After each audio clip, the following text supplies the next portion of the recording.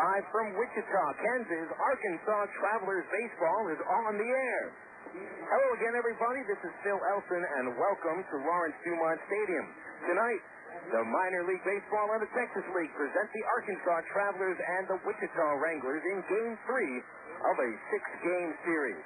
Hi, and thanks for tuning in tonight to the Travs broadcast live on the ticket, Total Sports 1380, as well as the Travelers website, www.travs.com. This is Phil Elson. Travs going to look for their third win to start the season. Last night, a dominating 9-0 shutout of the Wranglers. Travs out-hit the Wranglers 15-5. Really, accolades all around from the team.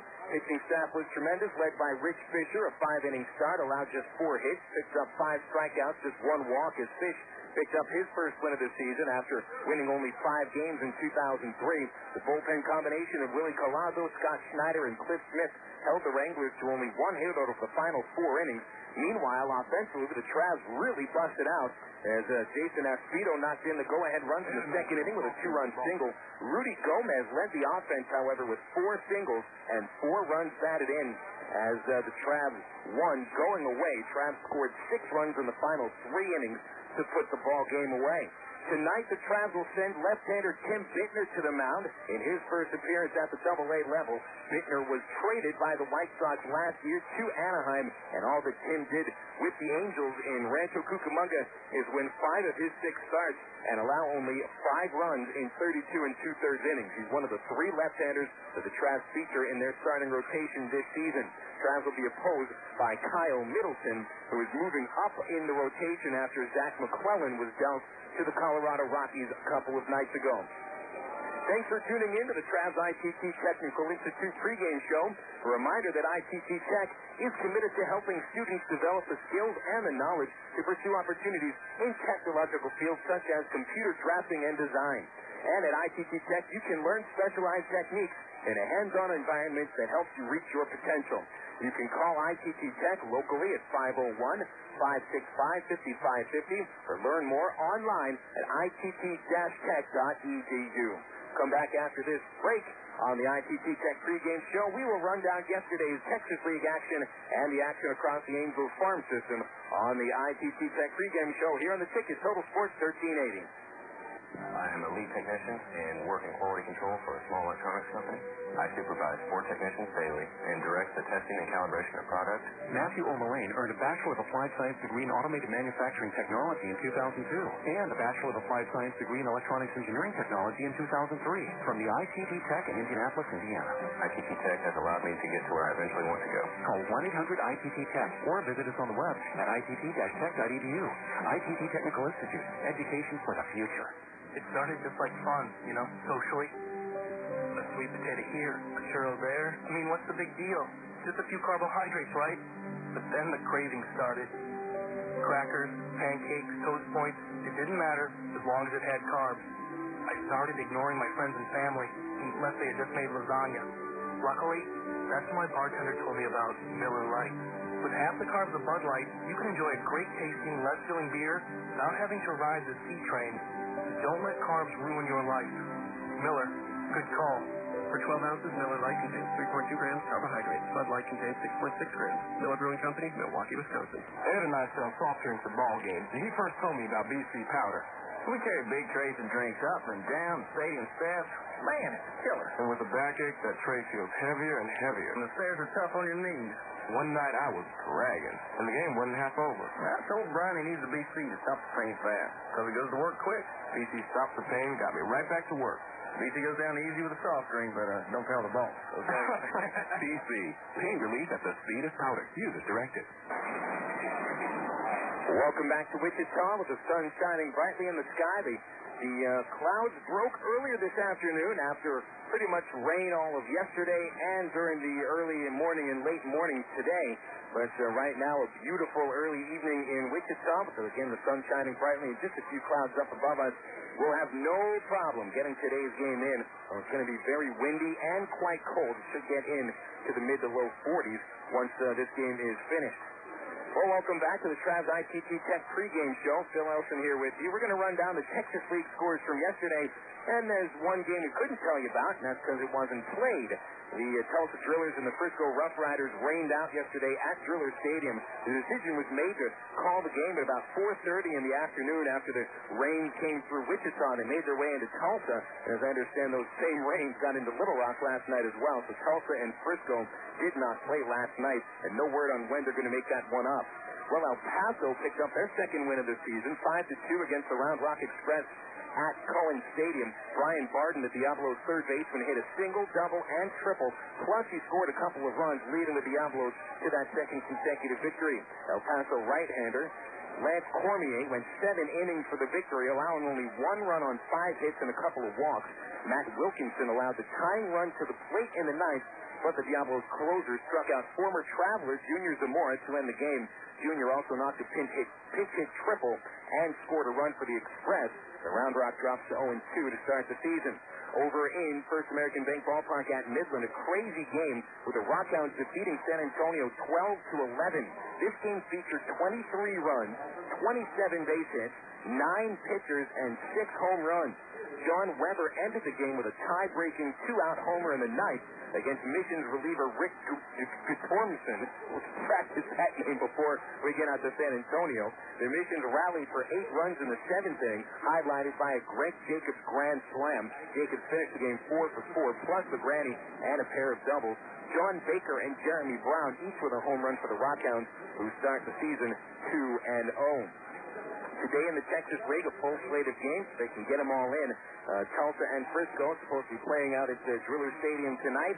Midland and San Antonio at First American Bank Ballpark in Midland. And El Paso and Round Rock out at Cohen Stadium. We'll be updating you on those scores throughout our broadcast on the Southwest Airlines out-of-town scoreboard.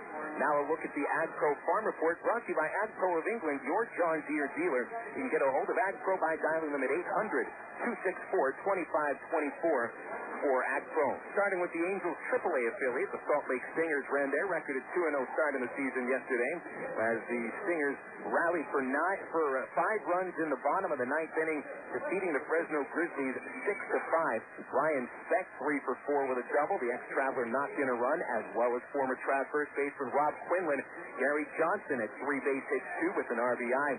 The big inning, however, was highlighted by third baseman Alex Elias, who knocked a bases-loaded single for the final tally. Winning pitcher was Dusty Bergman. The Travelers' former left-hander picked up the win in relief, allowing 1 run on 3 hits with a couple of strikeouts, and former Traveler Bobby Jenks picked up a no decision. He made his Class AAA debut. Bobby allowed only 4 runs on 6 hits over 7 innings, and Bobby struck out 9 batters. Rancho Cucamonga took a loss yesterday, opening the season, dropping a game to Bakersfield 10-5. Quakes committed 3 errors in a pretty sloppy game and didn't score their runs until the 8th inning. Left-hander Phil Wilson allowed 7 runs on 6 hits with 7 walks in 3 2/3 innings. Wilson took the loss. Shortstop Eric Ibar was 2 for 3 with a double and a couple RBIs. But again, the Quakes dropped that game and dropped to 0-1.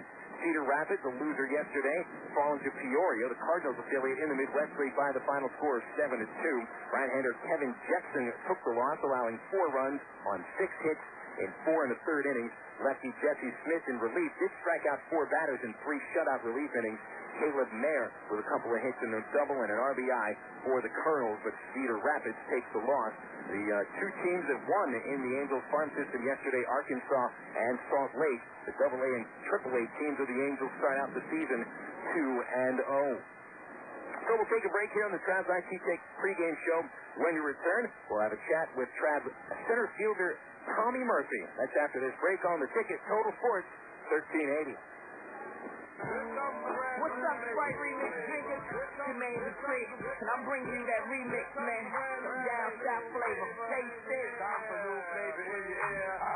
I like that taste, but Swiss Beats is gonna give y'all a different flavor. East Coast now, check it out. Sprite Remix, they're doing it again with brand new Sprite Remix Berry Clear. Out with tropical flavor, in with the crisp taste of berry. New Sprite Remix Berry Clear. Rethink, remix, refresh. Better choices. Sonic's got them, others don't. Drive into Sonic today for our new Chicken Club wrap made with grilled all-white meat chicken, crispy bacon, fresh lettuce, and juicy ripe tomato, with shredded cheese and light ranch dressing. And for those counting carbs, it's now available with our new carb-friendly tortilla. Either way you order it, it's a fresh new way to get more taste. Sonic's new Chicken Club wrap. It's not just good, it's Sonic good. Spring is in the air. The sound, the smell, and the excitement of Arkansas Travelers baseball. The Travs are back for another great season of Texas League baseball, and you can be there for all the action at Raywinder Field with a Travs season ticket. For just $195, you'll get your own box seat and a parking pass for all 70 Travs home games. For Travs season tickets, call 664-1555 or visit Travs.com. Welcome back to the ITT Technical Institute pregame show. The Travs get set to take on the Wichita Wranglers, Game 3 of this series. We're going to talk with Traveler center fielder Tommy Murphy. And Tommy, what I want to talk to you about first is we have seen just some ridiculously windy conditions the first couple of games out here. We saw a couple of drop pop-ups yesterday. We've seen some balls that look like they might have been home runs caught at the warning track. And you're looking at it from out there in center field. You get a good perspective on everything that's going on. I mean, have you seen a lot of havoc caused by the wind these first couple of games? Definitely. The wind and also the cloud cover. It's definitely not a bright day. The clouds are the same color as the ball mostly. And your first reaction is going to be where you think the ball should go off the bat. And you're going to be following that path. And once you realize that the wind's taking it in another direction, it's up to you to make the adjustment. And I mean, basically, you just have to follow that ball in the wind. But you're never going to get a really good idea where it's going in the wind, are you? No, not really, because I've seen it go both ways. Being in center, I've seen balls to my left continue to their left and balls to my right continue to the right. Yesterday, I didn't even receive a ball. One was headed towards me, though, and just flew. Yeah, I saw a couple go out your way, and then the next thing you know, it's over towards left field. And, I mean, you don't see a center fielder never get a chance to get a ball. What it tells you, maybe the wind was swirling a little bit, right? Yeah, I would say so. You're not exactly sure even which way it's going to go, so you got to be careful. And, you know, dealing with that on the shortstop end of things, Tommy was a shortstop for the first 4 years of his professional career. I mean, on pop-ups, you're really dealing with the wind, too. I mean, do you think it's tougher to deal with the wind on a pop-up going back or on one of those fly balls, judging if it's going to go to the left or the right? You know, I haven't had that many reps yet, so I'm not sure, but I know it's tough on both ends. As an infielder, the ball's mostly going straight up if it's going to be within your range. And that's the time that the wind can definitely carry it left or right on you a good distance. Tommy, it's interesting. I think you mentioned the cloud cover. That might be one thing that people don't think about when it comes to the elements, the weather that you have to deal with at a ball game. They'll think of the rain. They'll think of sloppy conditions on the field. They'll think of the wind. But it's interesting you mentioned the cloud cover because if it's the same color as the ball, you can't really see the ball, can you? That is true. Right before it actually gets dark, the sky turns black, it's the hardest to pick up a ball. You'll be able to follow it up through the stadium, but once it reaches the sky, it blends in pretty good. Have you ever just completely lost the ball before and didn't know where it was and maybe think, oh, goodness, this thing might come down on my head? There's been times that's happened. Even last night, there was a few balls that went up, and you could see them going up, but once they reached the stadium height, they were out of sight. Now, going back to the wind a little bit, there were a couple of balls that Kotchman, Dallas McPherson hit that looked like they were going to get out of the ballpark. Next thing you know, the wind just kind of knocks it down. Both were caught at the warning track. I mean, that's frustrating. When you feel like it looked like they got the ball pretty good, didn't it? Oh, they definitely got the ball well enough to hit it out of most ballparks. We have a little tally going, and I think this series we've hit about 7 balls that could easily have been home runs in any other park. Yeah, I mean, that's frustrating, but, what are you going to do? Both teams have to play in this kind of element, so you just deal with it, I guess. Talking with Tommy Murphy, he'll be batting second tonight. He'll be out in center field where he's been for the first 2 other games for the Travs, both of them victories. And Tommy, it really seems that the team is busted out of the gate pretty quickly here. Seem to be a very confident group of ball players. You can really sort of tell that early in the season. How do you feel about the team's confidence coming into the season and how it's projected onto the first couple games? As far as the team, I feel very confident. We've played together for 3 years, most of us, and just knowing each other that well is going to help you play together as a team. Is it difficult sometimes if there's a group of guys that haven't played together all that much? Maybe you were just introduced to them at spring training to sort of mesh together to form a cohesive unit? You know what? With the amount of guys we do have playing together, I think it's very easy for the other guys to just come in and pick up right where we left off. That's good to know, too. I mean, this group of players, like you said, everybody knows each other pretty well for the most part, so it's a pretty loose atmosphere around the Travs this year, doesn't it seem? Definitely, yeah. We're going to have a lot of fun this year. Well, that's always nice to know. It's going to be fun watching a team win, and you get a team that still has a nice atmosphere and loses.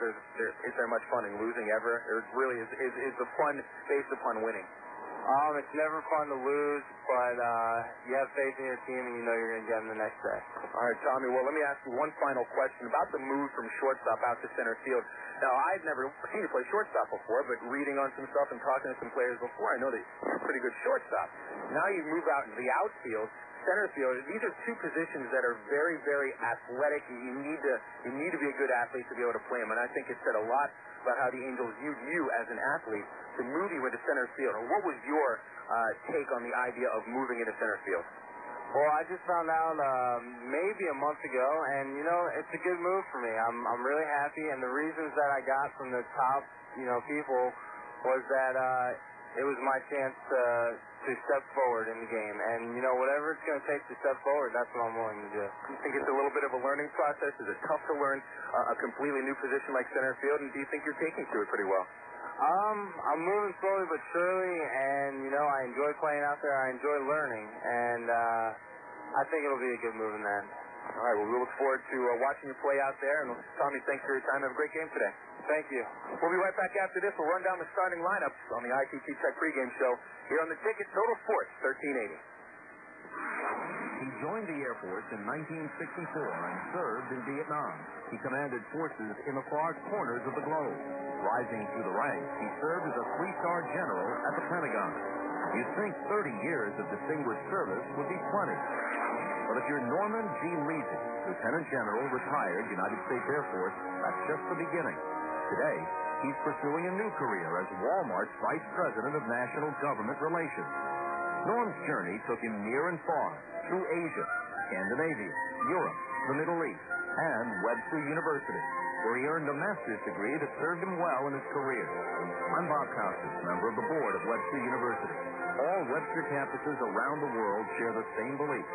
Education is more than just a degree.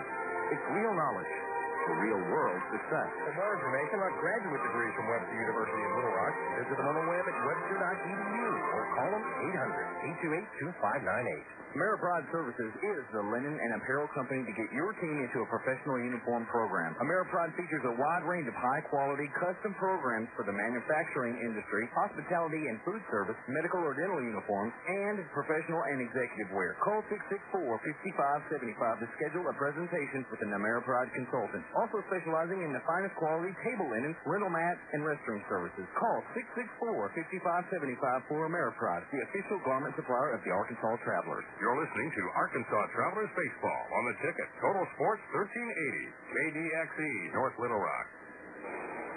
All right, here we go. Welcome back to Lawrence Dumont Stadium. Phil Elson with you as the Travelers and the Wranglers just about ready for some baseball. Game 3 of this 6-game series. The Travs looking to start the season 3-0. The lineups are right now being exchanged at home plate. Wrangler manager Frank White bringing out his lineup from the third base dugout. Travs skipper Ty Boykin from the first base dugout. They're laughing around with the umpire crew at home plate. So, let's get to our starting lineup. We will begin with the hometown Wichita Wranglers. Just a couple of tweaks in the lineup for Frank White's Wranglers. It is Mel Stalker leading off. Stalker is out in center field tonight. Ruben Gotay at second base. Gotay batting second. A couple of switch hitters in the 1-2 spots for Wichita tonight. Brandon Berger hits in the 3-hole. Berger is 0 for 7 in the series. He's going to be in right field. Scott Walter gets a start as the designated hitter, and Walter bats cleanup. D. Brown starts as the number 5 hitter. Brown in 3 games is starting at his third different spot in the lineup. He's in left field. Brown 2 for 7 in the series. Mike Tonis batting 6th. He's the starting catcher for Wichita. Chad Santos, the left-handed hitting first baseman, bats 7th. Hitting in the 8th hole, third baseman Corey Hart, and Wichita shortstop Andres Blanco starts in the number 9 hole and is at short. Blanco with a couple of errors yesterday, very erratic defensively. Now the lineup for the Arkansas Travelers. It is the exact same lineup as yesterday, and the Travs belted out 15 hits in the 9-0 win. Alberto Callaspo in the leadoff spot. Callaspo 2 for 6 last night. He's going to be at second base. Tommy Murphy, our pregame show guest, is out in center field once again. Murphy batting second. Casey Kotchman gets a start at the 3 hole. Kotchman at first base. Dallas McPherson cleaning up. Dallas at third tonight with Jeff Mathis starting behind the plate. Mathis batting 5th. Traveler designated hitter Rudy Gomez led the offense with 4 singles last night and 4 RBI. Gomez back in the 6th spot. Nick Gorneault bats 7th. Gorneault in right field. Hitting 8th is the Traveler left fielder Jason Aspito, who knocked in yesterday's first 2 runs. Javi Rodriguez bats in the 9th spot, and Rodriguez is at shortstop. The starting pitcher for tonight's game, a right-hander for the Wichita Wranglers, Kyle Middleton, with a record last season of 11-8, a 241 earned run average. He made 27 starts for the Wilmington Blue Rocks in the Carolina League and ranked ranked in the top 10 in earned run average, falling just underneath the amount of innings he needed to qualify for the ERA title. He pitched 160 innings, only gave up 155 hits. Now, Middleton, a guy that's going to keep the ball low in the strike zone. Catch this number. He has faced 1,491 at-bats in his 4-year career and has allowed only 19 home runs. A pretty impressive number coming up through the minor leagues.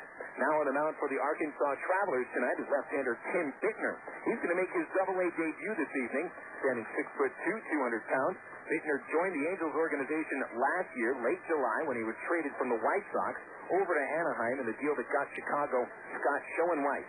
Bittner 5-0 with the Rancho Cucamonga Quakes after the trade with a minuscule earned run average of 0.28 in 6 starts. He allowed a batting average of just 161. So look out for Bittner. He has sort of been a sleeper in that trade last year, and he certainly is hoping to make the White Sox look a little bit foolish for dealing him.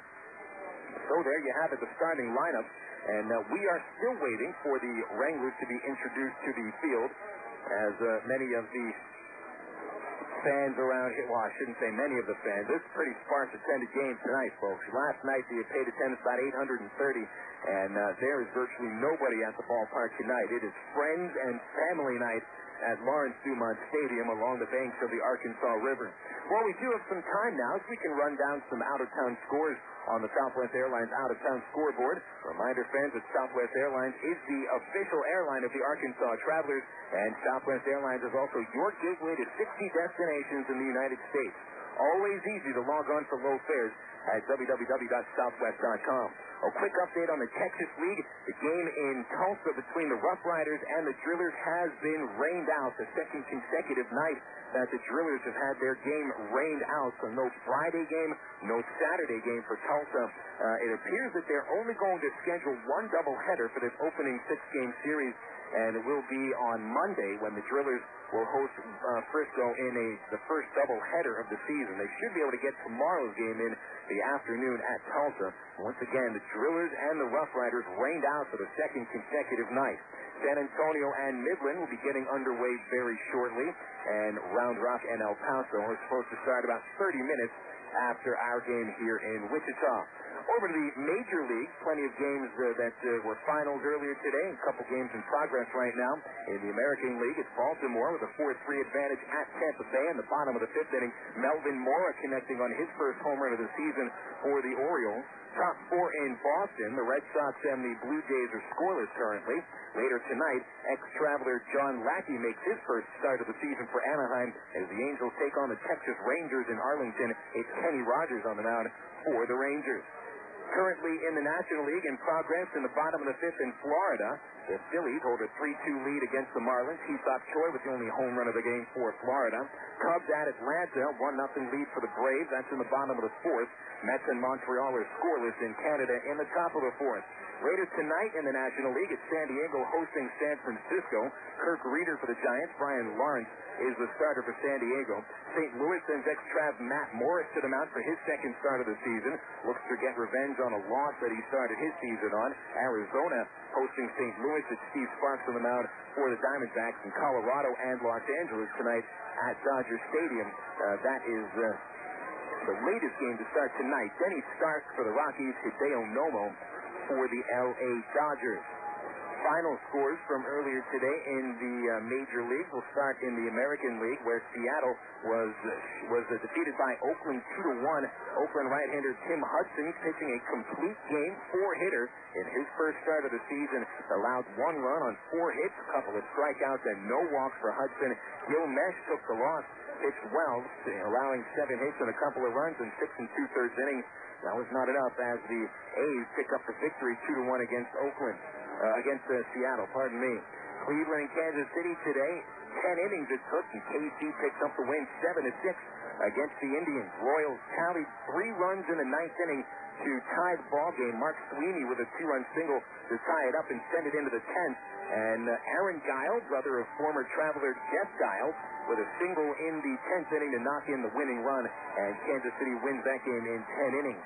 Detroit finally takes a loss. They are defeated by Minnesota 10-5. The Twins dealt 6 home runs at Comerica Park, the most home runs hit by one team in the short history of Comerica. Those 6 home runs were hit by Corey Kosky, Jose Offerman, Lou Ford, Luis Rivas, and Henry Blanco. The backup catcher hit a couple of home runs. Great story for Blanco as he is forced into duty with Joe Mauer and Matt Lecoy on the disabled list. All he does in his first start is belt a couple of long balls. Brad Radke got the win. He picked up his first victory of the season. Jason Johnson got knocked out in the 3rd inning, and he drops to 1-1. Yankees defeated again by the White Sox. Chicago 7, New York 3. Mark Buehrle gets the victory. 8 strong innings with 2 unearned runs allowed. Only 3 hits allowed by Buehrle, who again picks up that victory. 3 hits for Willie Harris, and a home run each by Jose Valentin and Maglio Ordonez, and the White Sox win going away. Jorge DePaula picks up the loss, dropping to 0-1. DePaula allows 5 runs in 6 1/3 innings. Final score out of Milwaukee. The Brewers today beat up on Houston 6-1. Olympic hero Ben Sheets with 6 shutout innings, 4 hits allowed, no walks, and Sheets struck out 10 batters for the victory. Tim Redding, the ex-Texas League Pitcher of the Year from 2001, takes the loss, dropping to 0-1. He allowed 3 walks, 3 runs, and 6 hits in 5 innings. Milwaukee got a home run, a 3-run shot from Wes Helms among his 2 base hits. And our last final score comes out of Cincinnati. The Reds beat the Pirates today 3-1 on the strength of a 7-inning start from Corey Lytle. Lytle held the Bucs to 6 hits, no walks, and a run over 7 innings. Danny Graves struck out a batter in the 9th inning for his 3rd save. Kip Wells, the loser, drops to 1-1.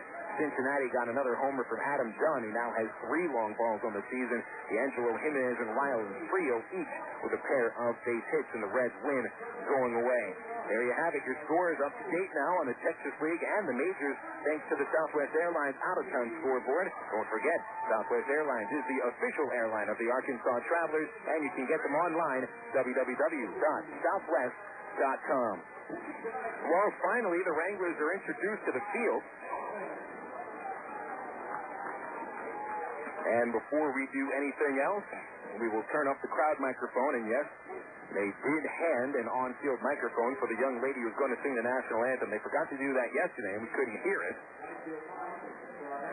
So now we can turn up the crowd mic and listen to the national anthem performed live at Lawrence Dumont Stadium.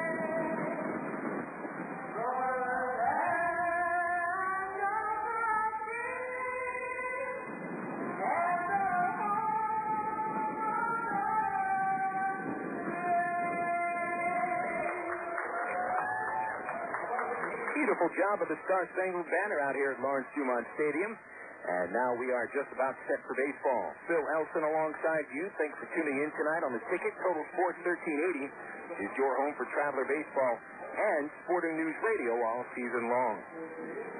They're going to have the lights turned on as we see Kyle Middleton throw his first warm-up pitch of the night.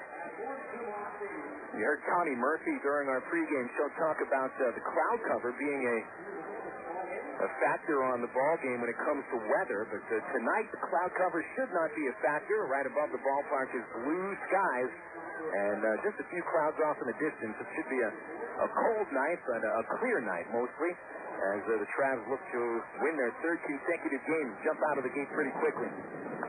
Well, Middleton is making his Double-A debut. Kyle, originally a 49th round pick in the 1999 draft, so he has already exceeded expectations just by getting up to Double-A alone. Middleton last year, 11 wins and 8 losses in the Single-A Carolina League with the Wilmington Blue Rocks, and he really saved his season with a tremendous final month. Middleton, over the month of August, in 6 starts, allowed only 5 runs total and picked up 5 consecutive victories and didn't allow a run over his final 12 innings. So Middleton really did turn the season around after that and basically earned his way to Double-A.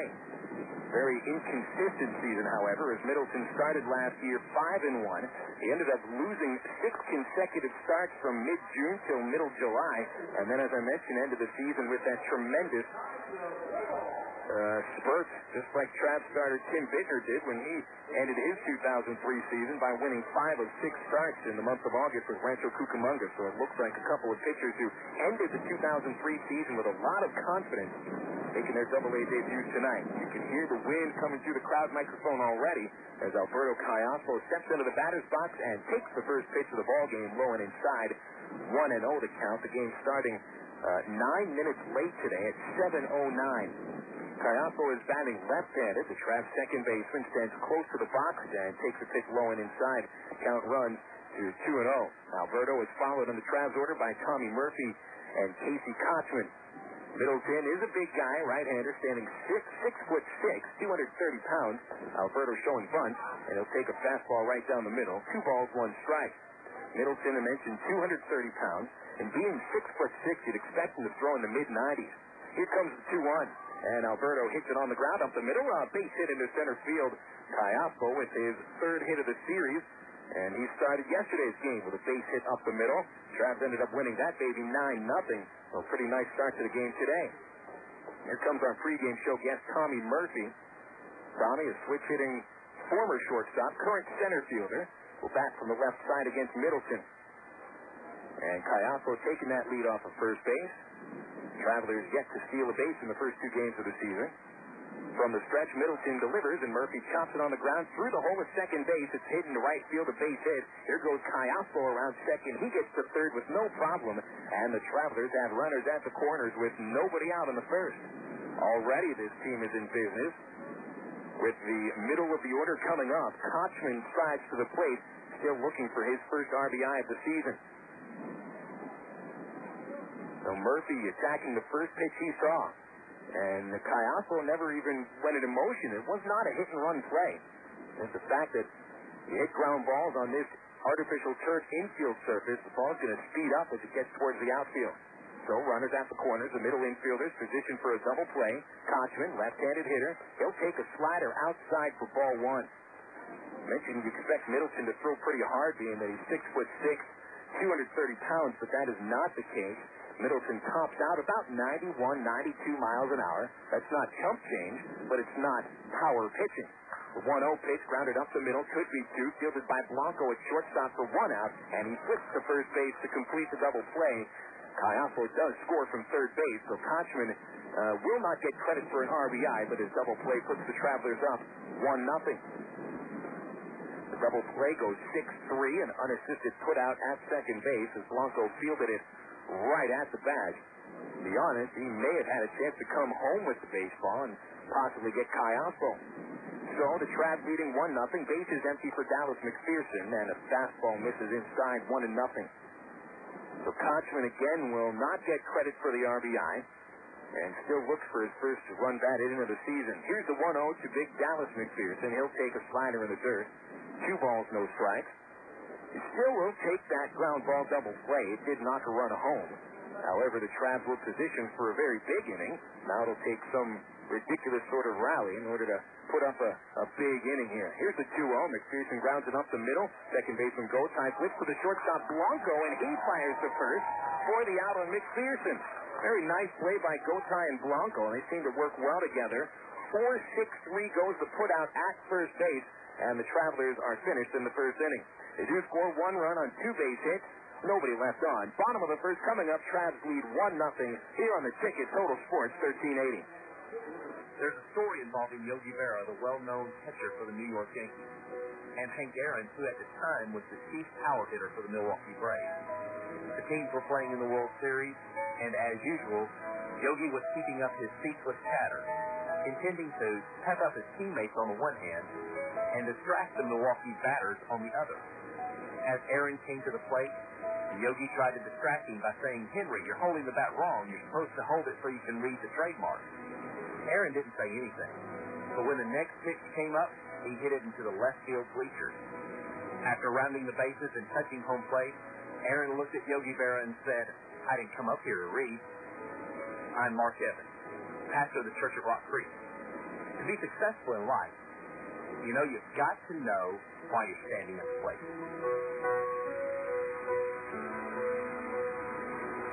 Did you know that more than 250 Arkansans are currently awaiting an organ transplant? And did you know that every 16 minutes, a new name is added to the organ transplant waiting list? You can help to reduce these numbers by registering to become an organ donor. Call the Arkansas Regional Organ Recovery Agency at 866-660-5433 or visit the Aurora website at www.arora.org to learn more. Become an organ donor. Give hope. Travs strike first here in this ballgame tonight as Casey Kotchman grounds into a double play to score Tommy Murphy from third base. 1-0 Arkansas, bottom of the first inning. I mentioned that was an amazing play to watch on McPherson's ground ball, where the second baseman Gotay had his momentum taking him towards center field. So instead of trying to throw off balance, he flipped the ball to his shortstop. Blanco had momentum going to first. Beautiful play, and really takes some sort of instinct in order to even think of doing that. Well, Tim Bittner has himself a 1-run lead as he winds up and delivers his first pitch of the game, called strike on the inside corner, 0-1. It is Mel Stocker at the plate. He's a switch hitter and bats right-handed against the lefty Bittner. Bittner is 6'2", 200 pounds, out of Wilmington, Delaware. And he throws the 0-1 fastball, called strike 2 on the outside corner. 0-2 to count on Stocker, who was held hitless yesterday in 4 at-bats. A strikeout, and he left a couple of men on base. 0-2 to count. Bittner hands over the head, leg kick. He rears, he deals, and the fastball is fouled behind the plate, keeping the count 0-2. Stocker followed in the order by Ruben Gotay, another switch hitter, and the right-handed hitting Brandon Berger. Bittner, a 23-24 record over 74 appearances in his career. Good earned run average at 339. There's a fastball missing high and outside. The count now 1-2. Bittner, fastball gets into the low 90s, mostly sits in the high 80s. Good command, good movement, and a plus slider. Count 1-2, and the pitch. Fastball just missed the outside corner, and it's 2-2. Home plate umpire Todd Waters not giving that outside flag. It might have been just a little bit outside. Pretty good call. Joe Stegner, the third base umpire, and the crew chief Paul Chandler at first. 2-2 count. Bittner delivers. Fastball is swung on and popped out of play on the first base side, over the first base seats and into the parking lot. The empty parking lot. No one's going to get their car smashed by a foul ball tonight. Still 2-2 on Stocker. Chokes up on the bat. And Stocker hits the ground ball foul past the first baseman Kotchman. Stocker a little bit late on the swing. He has proven to be pretty tough out. Fouls away a lot of pitches. And has tremendous speed. Don't let him on base. He's going to try to steal. Outfielders playing very shallow for Stocker as Bittner misses with the 2-2 just below the knees. Running the count full, 3 balls, 2 strikes. Stocker is 5'10", 160-pounder, 23 years old, out of Tucson, Arizona. And here's the payoff to Stocker. He hits it in the air to right field. Gorneault drifting towards the line. He'll step into foul territory and make the catch for out number 1. So Stocker, a little pop-up, and the Travs had a position perfectly. Nobody was even expecting him to get the ball over an outfielder's head tonight, especially with that wind coming in from the outfield. Second baseman Ruben Gotay strides to the plate. Gotay is 3 for 6 in the series. He's a switch hitter, bats right-handed against the southpaw Bittner, and Tim's first pitch misses low and inside for a ball. The Angels acquired Bittner in a trade from the White Sox at the end of July last year. A deal that sent Scott Schoenweiss to the Pale Hose. Schoenweiss right now in the White Sox starting rotation. There's a strike. Count 1-1 to Gotay. Bittner was in the bullpen last year in Kannapolis to start the season, the South Atlantic League affiliate for the White Sox, as he misses high and inside, 2-1. Bittner made 10 starts with Kannapolis and then was promoted to the Carolina League, where he was put in the bullpen. And this fastball was lined up the middle. Gotay with a base hit into center field. A one-out single for Ruben Gotay. The hardest ball we've seen him hit over this now 3-game series. It'll bring up Brandon Berger. Angels immediately knew once they acquired Bittner that they wanted him to pitch in the starting rotation in Rancho Cucamonga instead of pitching in the bullpen. He certainly seems to have all the array of pitches that a starter needs. Fastball, curveball, slider, and changeup. Berger, a right-handed hitter, takes the fastball outside 1-0. Travelers lead 1-0 in the bottom of the first inning. Casey Kotchman knocked in the run in the top half of the first by bouncing into a double play. Travelers could have rallied for more than they got, however. 1-0 as Bittner steps to first base. A little show-me throw. Gotay walks in. He's safe. Gotay stole a base yesterday, but not a speed threat most often. Kotchman spends a little time in front of the runner at first base, obstructing his view of the batter. And the count 1-0 at the set position. Bittner a long look at first, and his pitch is low, 2-0. So Bittner a little bit wild here on Berger. Fastballs missing high and low. Berger still looking for his first hit of the series. He's 0 for 7. And batting in the number 3 hole, you certainly expect a lot of offense from him. Here's the 2-0. Ball 3, low and outside. Bittner has exhibited tremendous control over his career. Just 140 walks in 340 innings. However, he's run a count to 3-0 on Brandon Berger. Scott Walter is on deck, and Berger takes the 4th pitch outside, ball 4. So a 4-pitch walk from Tim Bittner. That'll get the attention of Travs manager Ty Boykin, as well as pitching coach Kernan Ronan. Both of them watching from the top step of the dugout. Scott Walter steps to the plate. Walter getting his first action of the season. He's a backup catcher who gets some time as a designated hitter. He's a career .254 hitter. Walter bats from the right side. Runners at first and second, and Bittner protecting a 1-run lead. There's a first pitch strike on a fastball letter high, 0-1. Walter, who spent half the season with Wilmington and half the year with Wichita last year, batted .269 the second half of the season with the Wranglers with 5 home runs and 21 runs batted in. Got a lot of time behind the dish. Count 0-1. Bittner throws a changeup. That's high and away, 1-1. Runner at second base is Ruben Gotay. He singled with 1 out. Brandon Berger at first after the 4-pitch walk. Travelers infield position for a double play. The outfield straight away, not giving much room. Bittner shakes one sign off, accepts the second. Jeff Mathis, the Travs catcher, sets up down the middle, and a changeup lifted high in the air to shallow center field. Drifting out from shortstop Javi Rodriguez. Murphy in from center, and it's Murphy making the call and the catch. Rodriguez ducks underneath him as Tommy brings in out number 2. We were talking with Tommy before the game on how to handle the wind from center field. And he said mostly it's all about communication. You have to communicate with your corner outfielders and your middle infielders, depending on who's closest to the ball. So you've always got to keep one eye on who's coming out to field that ball and the other eye on the baseball. And Murphy, who did not get a chance to field the ball yesterday, is perfect on his first chance tonight. So 2 away, and D. Brown, the batter, big lefty against the left-hander Bittner, who blows a fastball by Brown. He came in high and tight, and Brown swings and misses. 0-1.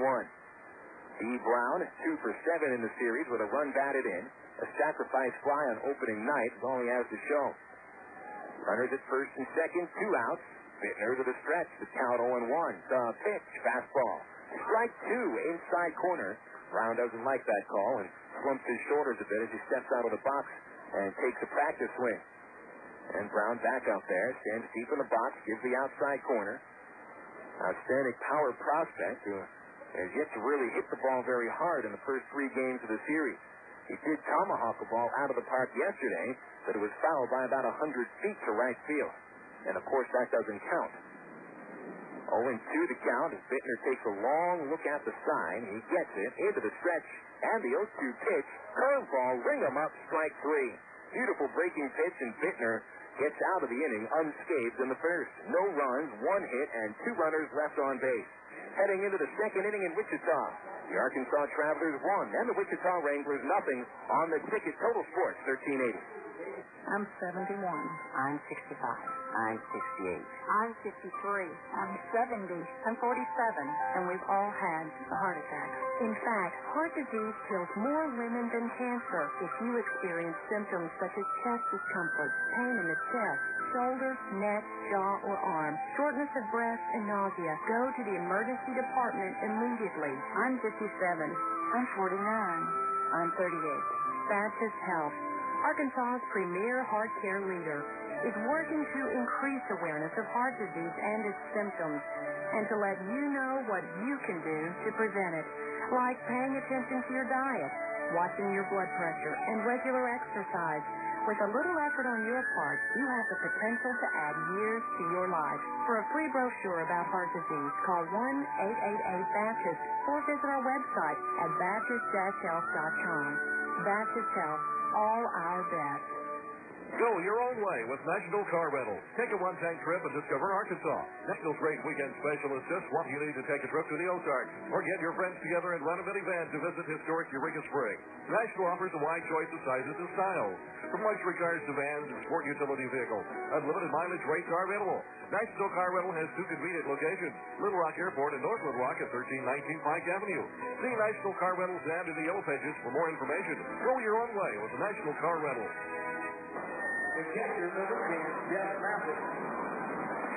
Welcome back to Wichita. We're here in the top of the second inning. Phil Elson with you on the ticket. Total Sports 1380. Travelers 1, Wranglers 0.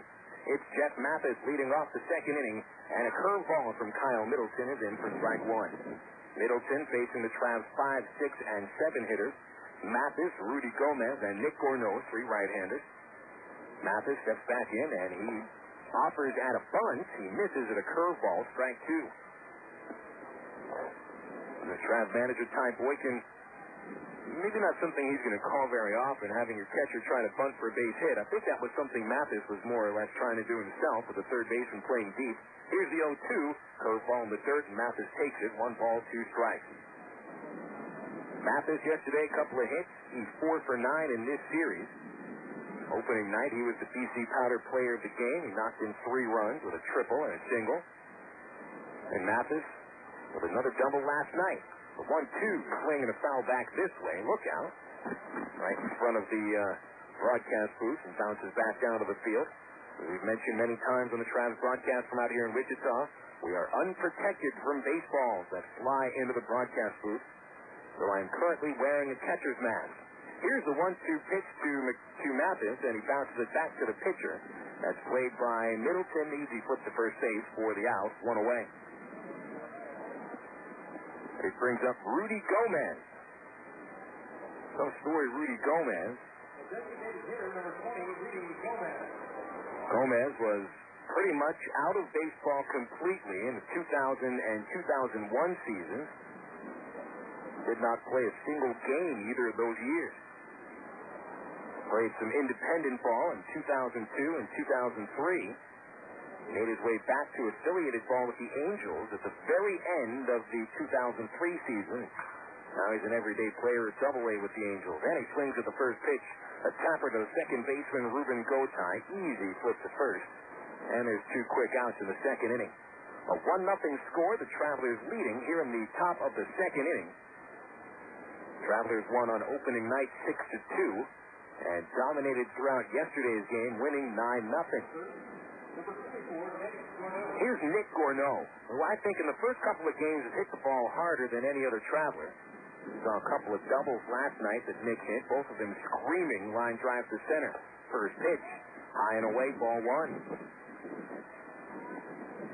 Gorneault's doubles yesterday, and each time he got on base, he scored a run. 2 for 4, 2 runs scored. And a check swing on a slider in the dirt, no appeal. He did not go. The count, 2 balls, no strikes to Gorneault. Nick's first double yesterday was a liner that seemed to sink in front of the center fielder Stocker. The second one almost got out of the ballpark to dead center field. Nick hit it about 399 feet. 1 more foot would have been a homer. And here's a liner on the 2-0 pitch into right field, a base hit. Well, Nick Gorneault with the Travelers' third base hit of the night and his third base hit of the series.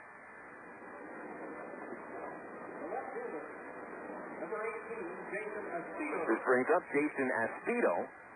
Aspito, who got his first at-bat yesterday in the second inning, produced a 2-run single.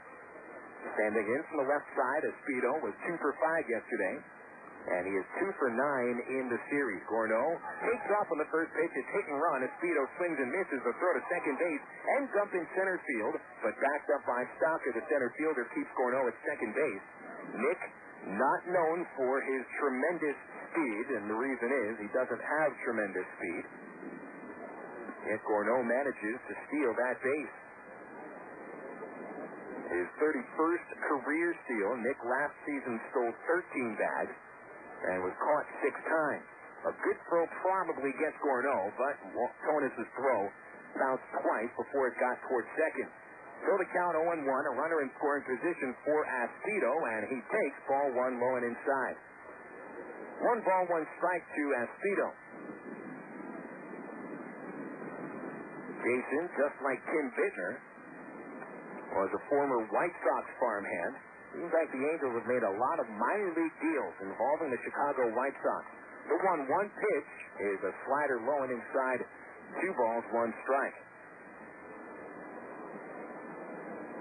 Bittner dealt from the White Sox. Dan Mozingo, a trad reliever that we have not yet seen, was also traded from the White Sox to Anaheim. Same with Jason Aspito. Seems to have worked out for the Angels so far. 2 balls, 1 strike to Jason, and Middleton delivers a fastball that misses high, 3-1. Javi Rodriguez on deck, the Travs shortstop and number 9 hitter. And Aspito looks pretty patient in the batter's box. However, he only walked 22 times last year. Might just be trying to be a little more selective. The 3-1 swung on, chopped to the hole at second. First baseman Santos off the line to field it. Flips to the pitcher. Middleton covers it first for the assisted putout. 3-1 goes the out, and the Travelers are finished in the second inning. Nick Gorneault with a single. He is stranded, however, at second base. We'll take our game into the bottom of the second. Travelers 1, Wranglers nothing. On the ticket, Total Sports, 1380. Come out feasting, missing tackle, paints and spackle, trucks, jacuzzis, tapes and movies, everything from A to Z. Tile and lumber, tons of plumbers, elevators, coffee makers, radiators, party favors. Take a look at your name.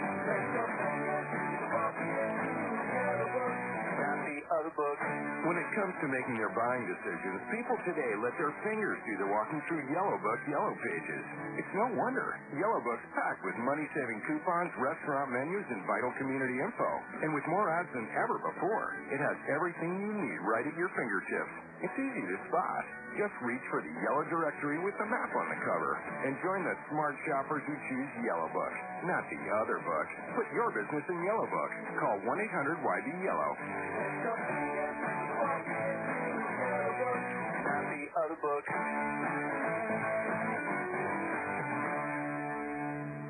Hey, fans, it's easy to get discount tickets to Travs games all year thanks to Ready Ice. Arkansas's #1 ice company, Ready Ice presents Ready Ice Wednesdays at Ray Wonder Field. Just pick up a discount coupon for any Wednesday Travs home game anywhere Ready Ice is sold, like most Shell and Exxon gas stations. Bring the coupons to the Travs box office for $3 general admission tickets to any Wednesday home game. That's Ready Ice Wednesdays at Ray Wonder Field all season long. Thanks to Arkansas's #1 ice company, Ready Ice.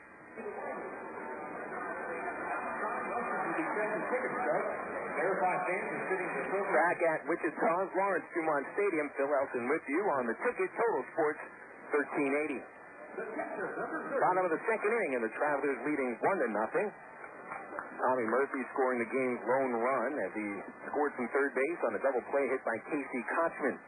Mike Tonis leads off against Travs southpaw Tim Bittner in a first pitch strike on the outside corner from Bittner. It'll be the 6, 7, and 8 hitters for Wichita here in the second inning. Tonis, Chad Santos, and Corey Hart. Tonis a wave and a miss, and a slider, 0-2. Tonis still yet to reach his full potential. The Royals have seen him as an everyday starting catcher in the major leagues, but a lot of injuries have hampered his career. Here's the 0-2 to Tonis. He takes it low and inside, 1-2. Tonis selected in the second round out of Cal Berkeley in the 2000 draft. He was formerly a teammate of ex-Traveler Jason Hill at Cal Berkeley. Here's the 1-2 pitch, and Tonis fouls it off the handle of the bat into the first base seat. Still 1 ball, 2 strikes. Check out the injuries Tonis has had to deal with. In 2001, a knee surgery kept him to only 96 games. 2002, he managed to play just 6 games for the entire year, and that was in rookie ball in a rehab assignment. The 1-2 pitch is popped into the outfield and foul territory. Ends up in Ye Old Beer Garden past the right field bullpen. Still 1 ball, 2 strikes on the Wranglers catcher Tonis. Not just did he play just 6 games in 2002, but Tonis also had to deal with a shoulder operation in March. Then when he came back and was trying to rehab in Arizona, he had a broken jaw from getting hit by a pitch. So add injury to injury. Really can derail a career. Just playing 6 games in a full season. The 1-2 pitch from Bittner, a changeup, and that's low. Tonis takes 2 balls, 2 strikes. Tonis last season was only able to play in 87 games because of a strained hand. Kept him out for a full month.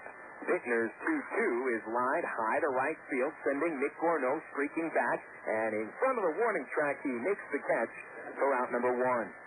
Nice play by Gorneault, reading it off the bat, and thankfully the wind stayed calm for Gorneault as he tracked it down for out number 1. Chad Santos strides up to the plate next. Santos, 1 for 6 in the series, had an RBI double in the opening game, and gave the Wranglers their only lead of this short series.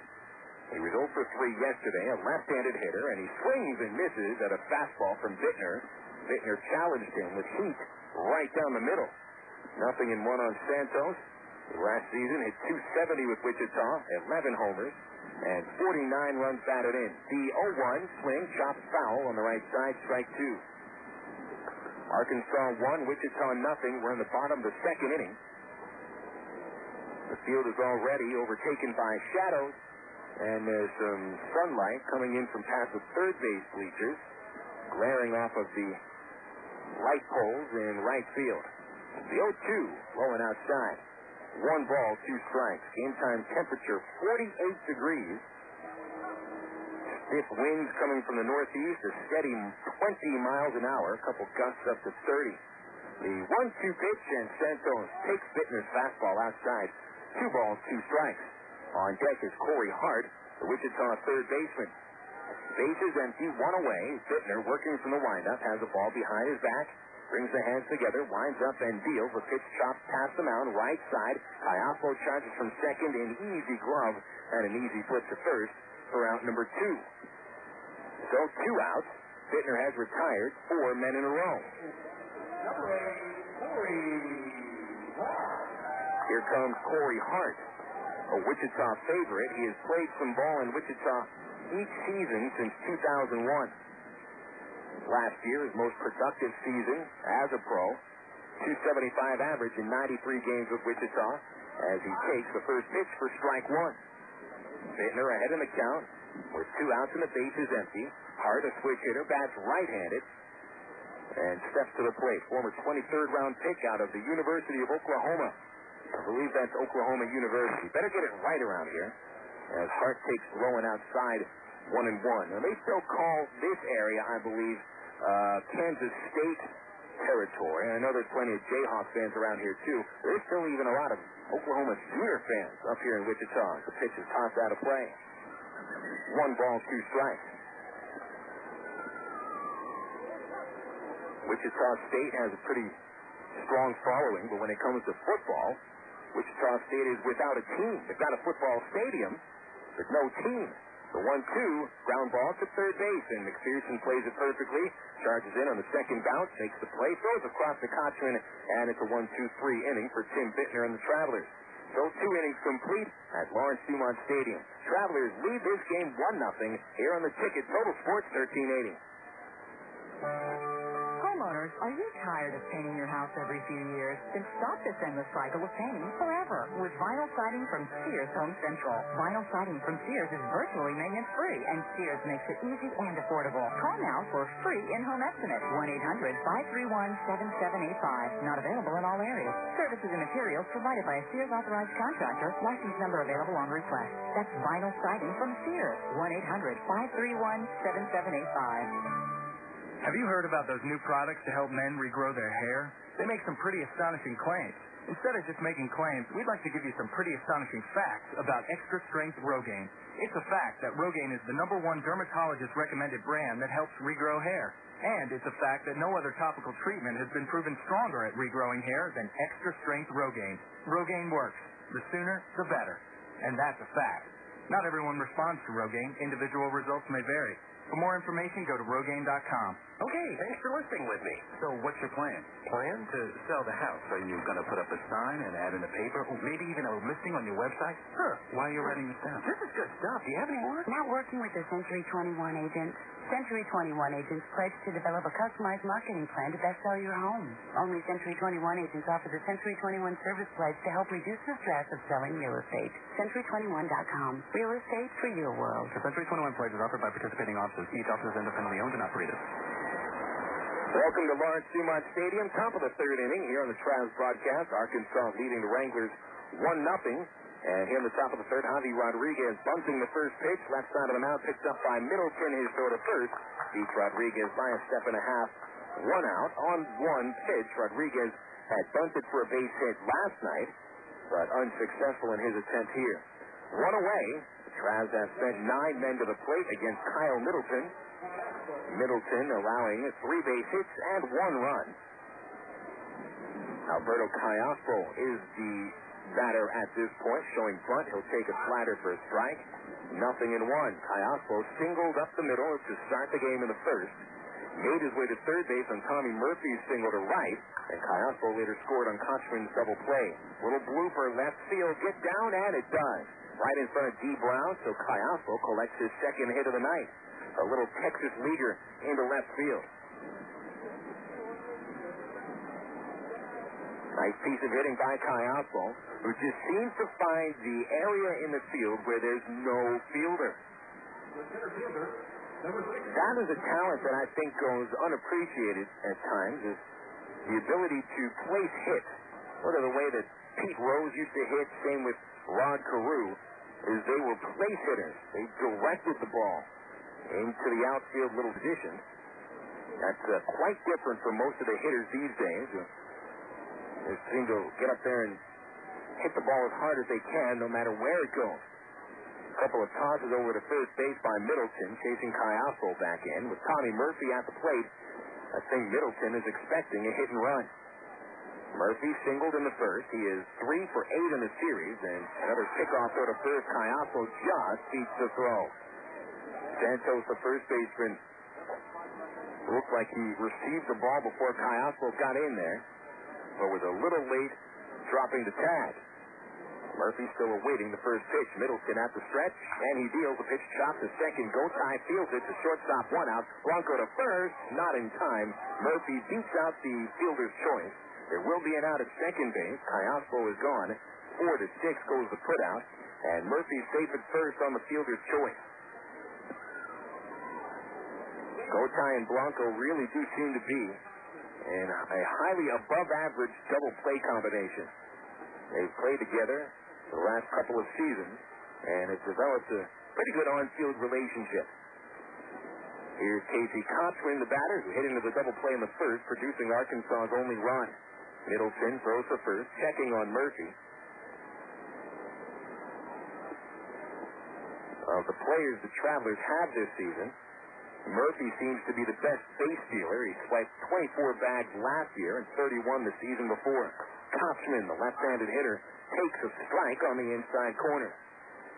Kotchman, 0 for 4 yesterday. He had a base hit robbed from him by a pretty bad official scoring call and a grounder deep to the hole at short. The ball bounced off the shortstop, and he was charged with an error. I mean, in all honesty, Casey Kotchman should have been awarded a base hit on that play. But Casey's going to get his share of hits without having to rely on the official scorer, I think. 0-1 the count on Kotchman. 1-0 lead for the Travs, top of the third. The next pitch is popped up on the infield. It's to the third base side. Corey Hart, the third baseman, making the call and making the catch to end the Traveler third. So Kotchman calls for pop-up, and the Travelers go down semi-quietly in the third inning. No runs, 1 hit, 1 man left on base. So, heading into the bottom of the third inning here in Wichita, Travelers lead 1-0 on the Ticket Total Sports 1380. Emergency hotline, can I help you? Yes, I need help. All right, sir, what's the problem? I can't taste my beer. I feel it in my mouth, but there's no taste. Okay, sir, this is what I want you to do. Put the bottle down and step away from the beer. Okay. Walk straight to the corner store and pick up a 6-pack of Miller Lite. Okay. Don't worry, it's going to be all right. Next time, try the light beer that actually tastes like beer. Great tasting, less filling, Miller Lite. Miller. Good call. Miller Brewing Company, Milwaukee, Wisconsin. Kotchman Chevrolet is driving down prices and payments. Look for Malibu 0 down and just $198 a month. $35 a month puts you in the driver's seat of a brand new Chevy Silverado. Discounts up to $10,000. Rebates up to $5,000. And financing as low as 0% at Kotchman Chevrolet in Jacksonville. Drive away in the Chevy Colorado for 0 down and only $198 a month. Trailblazers just $298 a month. Only at Kotchman Chevrolet in Jacksonville. An American Revolution. Restrictions may apply. See dealer for details. Del Monte, Harvest Foods, and the Travs have stepped up to the plate with a home run offer for family fun. Free Travs tickets are available for any Del Monte Harvest Foods family night throughout the season. The next Del Monte Harvest Foods family game is Sunday, May 23rd, when the Travs take on Wichita at 2 p.m. Get a free ticket for every label or cash register receipt showing purchase of a Del Monte product. That's Sunday, May 23rd at 2 p.m. for the next Del Monte Harvest Foods family day.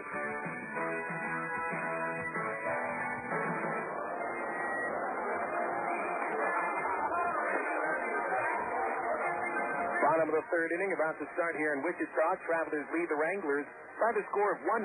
Phil Elson with you here on the broadcast. Thank you very much. Boys bringing pizza up here into the press box for us. That's mighty nice of them.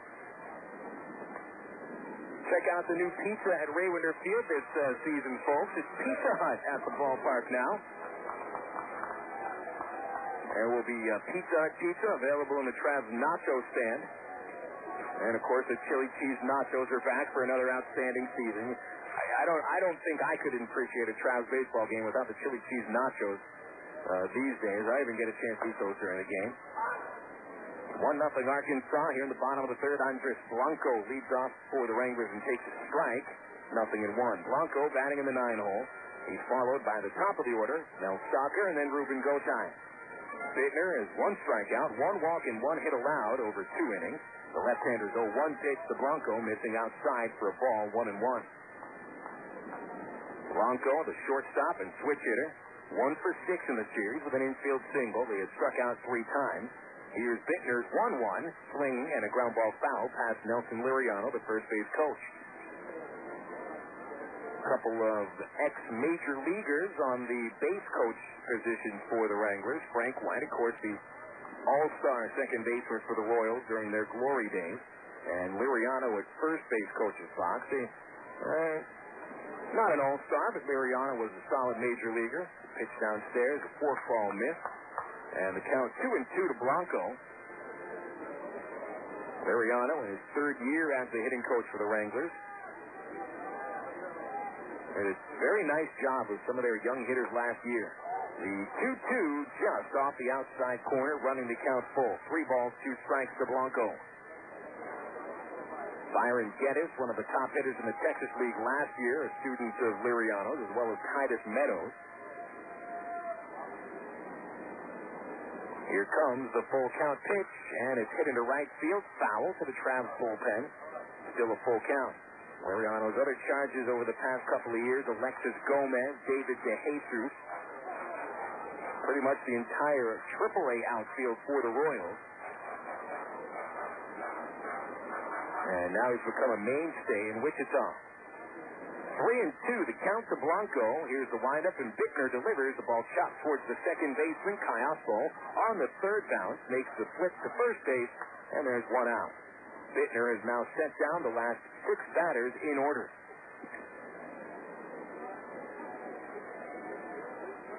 Travs fans, don't forget about the home opener at Raywinder Field, Sunday, April 18th. Travs' home opener is a day game on Sunday the 18th, 3 o'clock start time, gates open at 2. Brought to you by the Arkansas Regional Organ Recovery Agency, letting you know that organ donorship is very, very important. Soccer, bunts the first pitch he sees right back to Bittner. An easy play for the pitcher, and the out at first goes 1-3. So 2 outs, a 1-pitch at-bat to Soccer after Blanco forced Bittner to throw 7 pitches. 1-0 lead for the Travelers here in the bottom of the third. The starting pitching has been tremendous over the first 2 games of the series. Fisher with 5 shutout innings last night. Jake Woods with 5 strong innings, allowing 2 runs in Thursday's opener. And Bittner, 2 2/3 scoreless to start tonight, and a strike to start off Ruben Gotay. Gotay, owner of the only Wrangler base hit, came in the first inning up the middle. The right-handed batter will take strike 2 on the outside corner, and Bittner ahead 0-2. Bittner looks like he likes to work pretty quickly right now. Finds himself in a groove, holds the ball behind his back, glove in front of himself. He steps back, lifts the leg, and deals the 0-2 pitch. Ring him up for strike 3. The fastball hits the outside corner. Second strikeout for Bittner in this game, and he sets down the Wranglers in order, 1-2-3. 3 innings complete in Wichita. Travelers 1 and the Wranglers nothing on the ticket. Total Sports 1380. Hit a home run with your family tonight. Whether you're planning a meal before the game or snacks for the game, remember to include milk, cheese, and yogurt in the game plan. 3 servings a day of dairy is the right amount to help keep your body healthy. It's easy. Just look for the 3-a-day logo on your favorite calcium-rich dairy foods at your local retailer. For more information, including recipes and coupons, visit www.3aday.org. Have you had your 3-a-day today?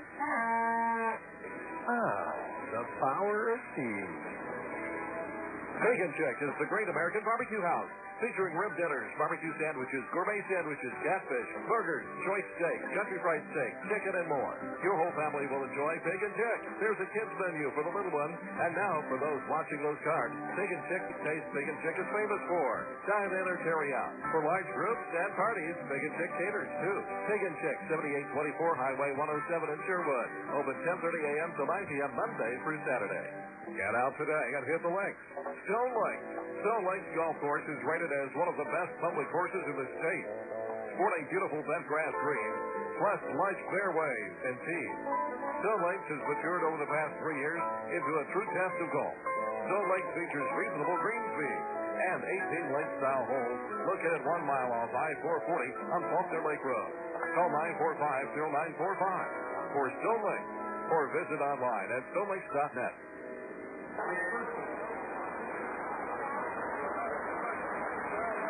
Top of the 4th inning here in Wichita. Travs 1, Wranglers nothing. Dallas McPherson to lead off for the Travs.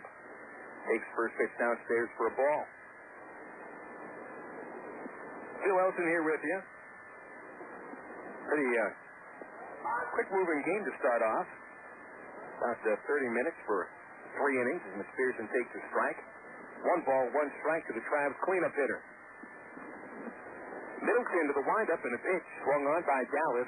Loops over third base into foul territory. The ball's going to land in the grass foul. Strike 2. McPherson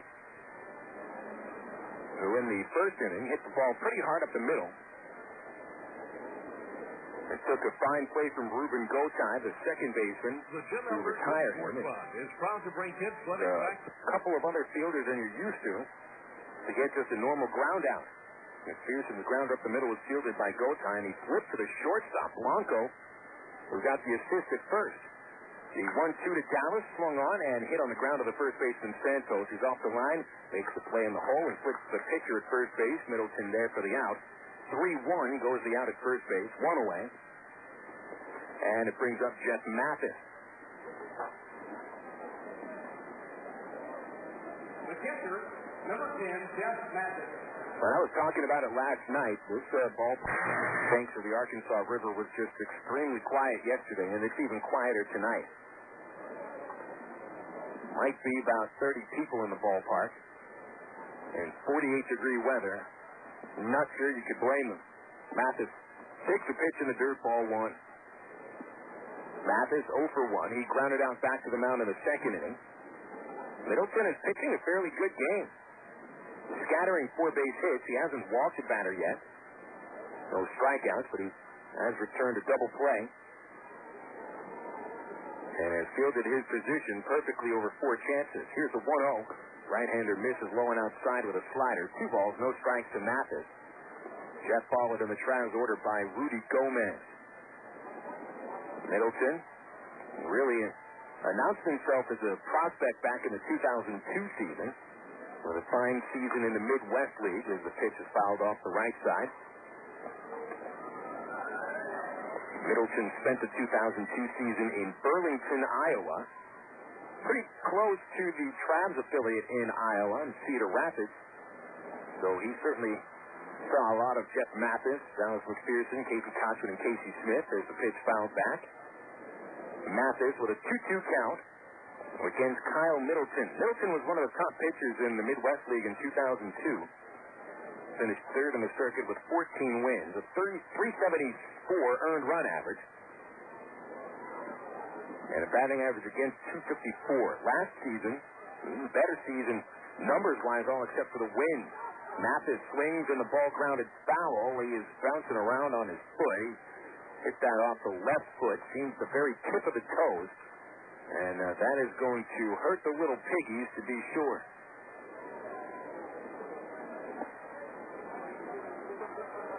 Ball was rolling in third territory. It took the home plate umpire, Todd Waters, leaping in front of the plate and announcing that was a foul ball to give the Wranglers some clue that it was foul.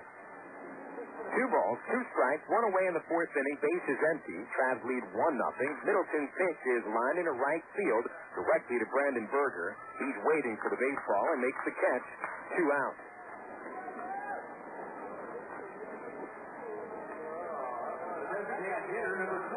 Magnetic schedules being given away at Raywinter Field next Friday and Saturday night as the Travs will be taking on the Tulsa Drillers both nights at 7:10. That's Friday, April 23rd, Saturday, April 24th. Magnetic schedules compliments of Coca-Cola. Kids will run the bases thanks to Gator Park after each game. So bring out the kids and the older kids as well for some Travs baseball. Rudy Gomez takes a strike on a curve, 0-1. www.travs.com. That's the Traveler website. You can purchase tickets online as Gomez fouls off the second pitch, 0-2. Or you can also purchase your tickets in person at the Raywinter Field box office or get them over the phone. 501-664-1555 is the phone number. The 0-2 pitch, Gomez fouls it off again, still 0-2. Rudy, who's had a hit in each of the first 2 games of this series, is 0 for 1 tonight with a ground out in the second inning. The bases are empty. Travelers have managed a couple of hits since the first inning run. Middleton's 0-2 pitch, and Rudy Gomez hits it foul yet again. That time into the bullpen in right field. Gomez, a right-handed hitter. Very compact swing, a compact stance. Not much movement at all, just a little bit of motion in the hand as he steps and takes the pitch downstairs. The count 1-2.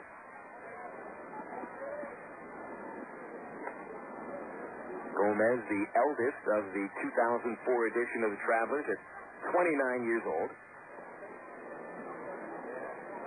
Here's the 1-2 pitch. Rudy swings, and a liner caught by the first baseman, Chad Santos. That sets the Travs down in order for the first time tonight. So 3.5 innings completed in Wichita. Travelers lead 1-0 on the ticket. Total Sports 1380. He's smart. He's a pro, and he wants the best for his family. What does he do? Join the union. Bob knows that a union carpenter maximizes his earning power, gets family insurance, and a pension plan he can count on. Plus, a union carpenter has access to union training, learning new skills, and advancing his career. Carpenters, pile drivers, floor layers, and millwrights. Join now and start enjoying the benefits. Call the Arkansas Regional Council of Carpenters at 501-568-2500 for more information. What's up, Sprite Remix Jinkers? Your man the Trick, and I'm bringing you that remix, man. Down south flavor. Taste it. I like that taste, but Swiss Beats is going to give y'all a different flavor. East Coast now, check it out. Sprite Remix, they're doing it again with brand new Sprite Remix Very Clear. Out with tropical flavor, in with the crisp taste of berry. New Sprite Remix Very Clear. Rethink, remix, refresh. The Jim Elder Good Sport Fund is proud to bring kids clinics back to Waylander Field. The first clinic is Sunday, April 25th at 12:45, and all kids are invited. Learn hitting, fielding, throwing, and base running from the pros. Jim Elder was the Travs broadcaster for more than 30 years, and his memory lives on with the Jim Elder Good Sport Fund. Additional clinics are planned for June 6th and August 29th. But don't miss the first one on Sunday, April 25th at 12:45 at Waylander Field. The Jim Elder Good Sport Fund is the official charity of the Travelers. You're listening to Arkansas Travelers Baseball on the ticket. Total Sports 1380. KDXE, North Little Rock.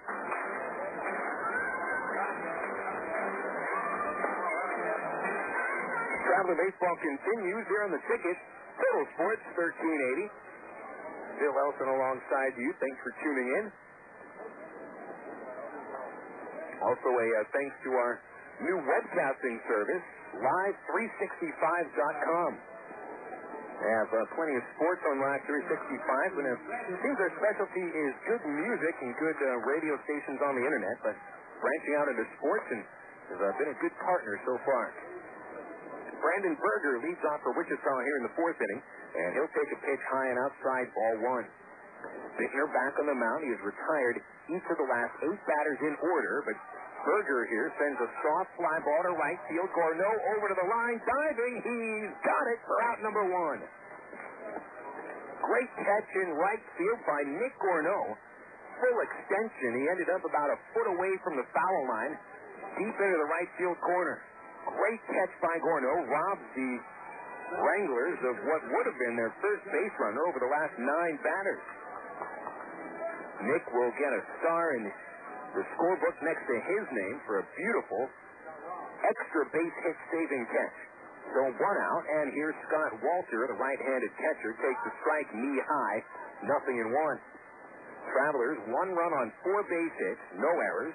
The Wranglers no runs on 1 base hit and no errors.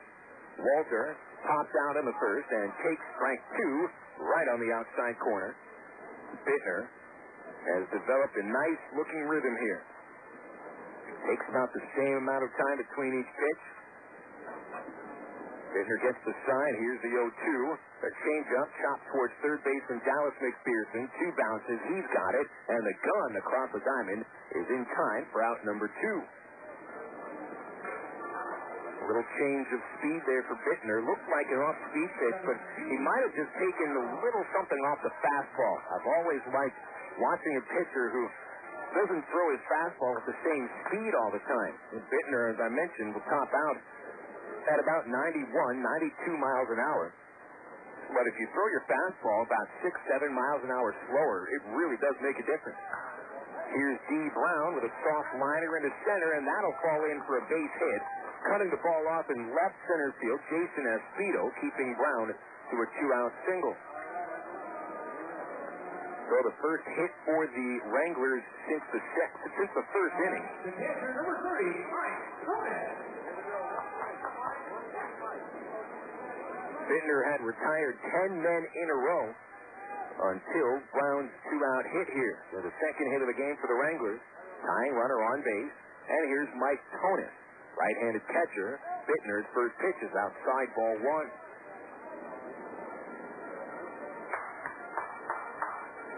Bittner got Tonis to fly to right field in the second inning. Tonis, a paltry 1 for 9 in the series against Traveler pitching.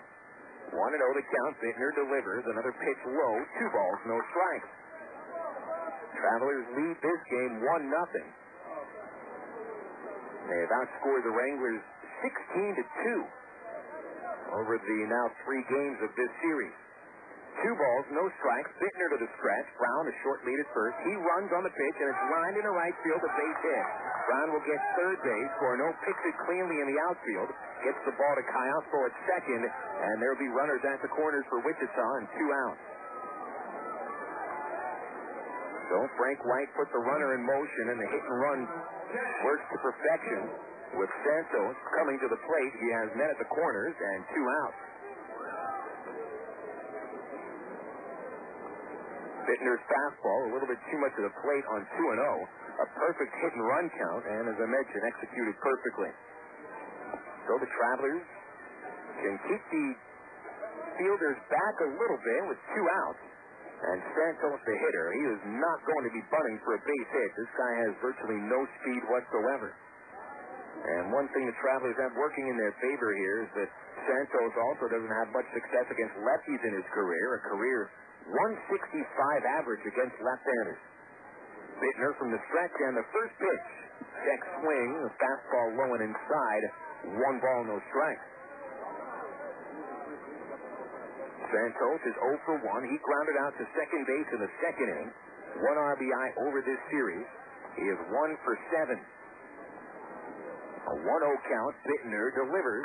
Santos chops it over the mound off Bittner's glove. Callaspo fields it. Thought about a tag of the runner. Instead, he flips to first base, and that'll retire the side. So Bittner gets into trouble for the first time tonight, but he strands 2 men on base. The Wranglers go scoreless. 1-0 lead for the Travelers. We take our game into the 5th on the ticket. Total Sports 1380. Top Shoes has your athletic shoe. Choose from Nike, Reebok, New Balance, Adidas, Puma, and K-Swiss shoes for running, walking, tennis, basketball, baseball, golf, football, or just plain goofing off. Join our Top Shoes Tip-Top Shoppers Club and receive free shoes. Come into Tops for your Doc Martin sandals. Choose from a large selection of men's and women's styles, only $49. Remember, Top Shoes for all your footwear needs. AgPro knows you're patient. You've had your eye on a certain green and yellow tractor for some time now. But here's a thought. Visit your local John Deere dealer for an innocent test drive. Sit in that yellow seat and feel that rugged quality. Then run the numbers. You may find you've underrated the value of a John Deere and overrated the value of patience. After all, nothing runs like a Deere. Test drive the John Deere of your choice today at AgPro Central Arkansas, 10504 Maumelle Boulevard, North Little Rock. Of all the days of the week, it seems that Mondays are everybody's least favorite day. Well, the Travs and the Arkansas Democrat Gazette have a reason for baseball fans to look forward to Mondays. That's because Mondays are Democrat Gazette family night here at the ballpark. You just pick up a copy of Monday's Democrat Gazette, and you'll find a discount family ticket right there in the sports section. That's right. It's a coupon that admits the whole family for just $2 a person. Hey, Mondays don't sound so bad anymore.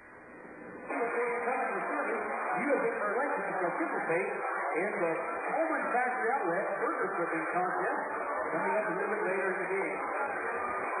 Also, the kitchen please stand. With James LeBlanc. Welcome back to Lawrence Dumont Stadium. We played 4 innings. Travelers holding a 1-0 lead against Wichita.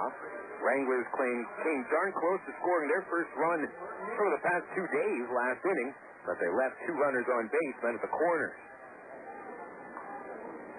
Let's see if the Travs can get a little distance here as Nick Gorneault leads off in the 5th and takes the slider low and outside for a count of 1-0. Kyle Middleton has settled down the last 3 innings, allowing just 2 base hits. Still has yet to record a strikeout. A lot of breaking ball. 1-0 the count on Gorneault. Nick singled in the second inning. And he rips a grounder to the hole. It's short past the shortstop Blanco, and Gorneault with his second base hit of the night. So Gorneault, 2 hits tonight, 4 hits on the series. Travelers have that leadoff man on base for the first time since the opening inning. And that's when they scored their only run. Here in the 5th, we'll run down some scores across the majors in the Texas League on the Southwest Airlines out-of-town scoreboard. We will start off in our own circuit, the Texas League. There's already 1 game rained out. Tulsa and Frisco rained out for the 2nd consecutive night. And they're going to play a doubleheader on Monday. San Antonio has lost the first 2 games of the series in Midland. Missions currently hold a 1-0 lead in the bottom of the 5th at Midland. Here's Jason Aspito with a big swing and a foul off. Strike 1. Round Rock with a 3 spot in the first inning.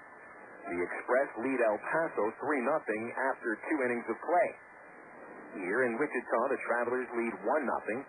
Top of the 5th, runner at first is Gorneault, and Aspito batting with an 0-1 count. Kyle Middleton, right-hander, Aspito lefty. And here's the 0-1. Aspito swings and misses at a pitch that was just off his shoe top. Not a pretty good pitch to swing at.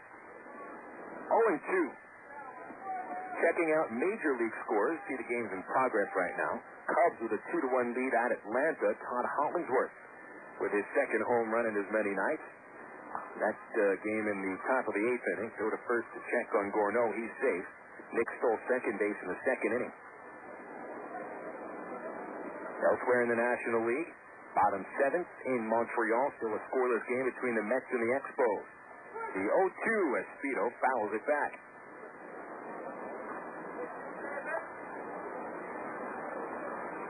And that game in Montreal, just 6 hits between those 2 teams as they get into the bottom of the 7th inning. John Patterson from Montreal, a former El Paso Diablo, with 2 hitters so far through 7 innings. Al Leiter threw 5 shutout innings for the Mets. Jae-Won So is on the mound currently for New York in relief. Toss the first again, checking on Gorneault, and he's safe. Bottom 8th in Boston, Red Sox getting home runs from Mark Bellhorn and David Ortiz lead the Blue Jays 3-1. The 0-2 to Aspito is outside. 1 ball, 2 strikes. Top of the 4th in Texas, and the Angels trail the Rangers 4-2. Mark Teixeira with a 3-run homer off of John Lackey in the first inning. The 1-2 pitch, Aspito takes it in a dirt fine block by Tonis. That curveball skipped the plate by about 2 feet. 2 balls, 2 strikes to Jason Aspito. Baltimore has broken their game open at Tampa Bay. Orioles 11, Devil Rays 3. Melvin Mora, Larry Bigby with home runs for the Orioles. Later tonight in San Diego, it's the Giants and the Padres. Barry Bonds still looking for that elusive 660th home run. 2 balls, 2 strikes, and the pitch to Aspito, swing and a miss, strike 3. That's the first out of the inning and the first strikeout for Kyle Middleton tonight.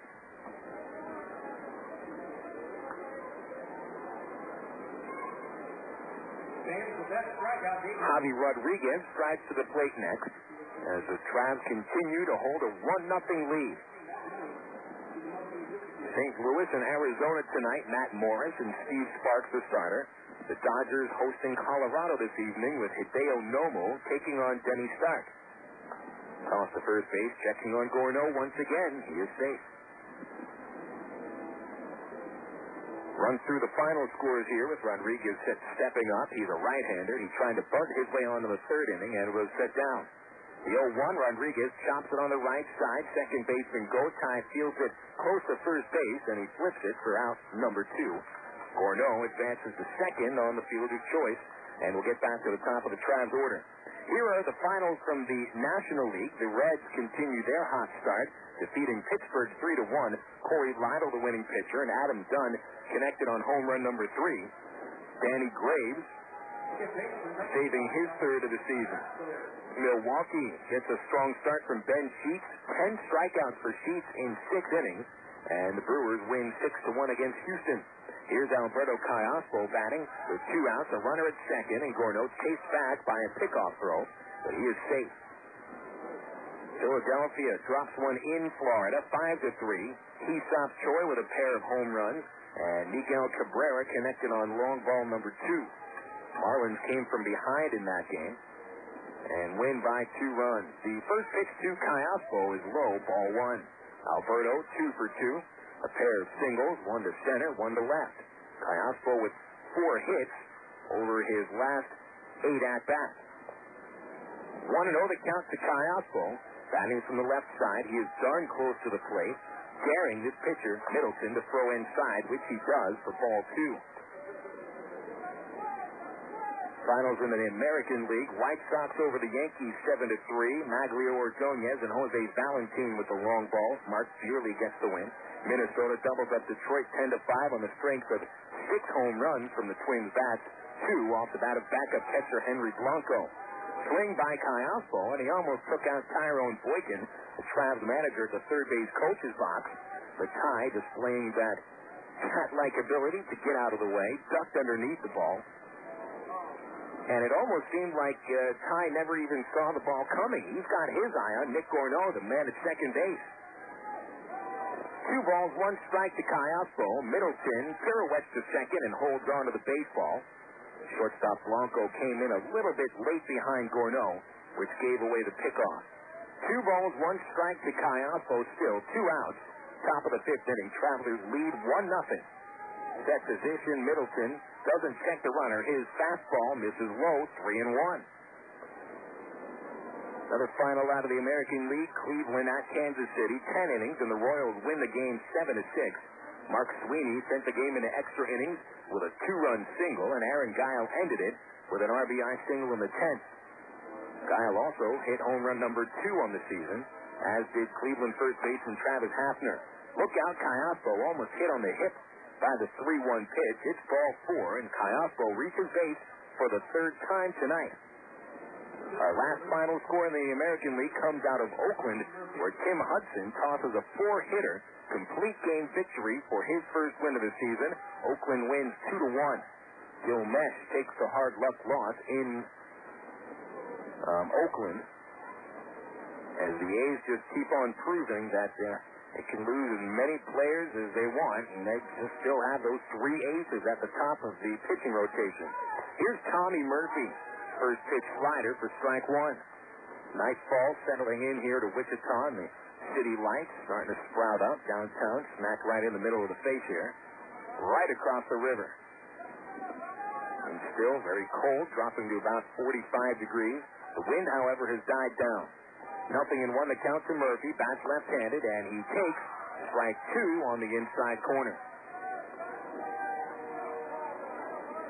Middleton attacking Murphy with fastballs on the first 2 pitches of this at-bat. Murphy looking to extend the Traveler lead, currently 1-0.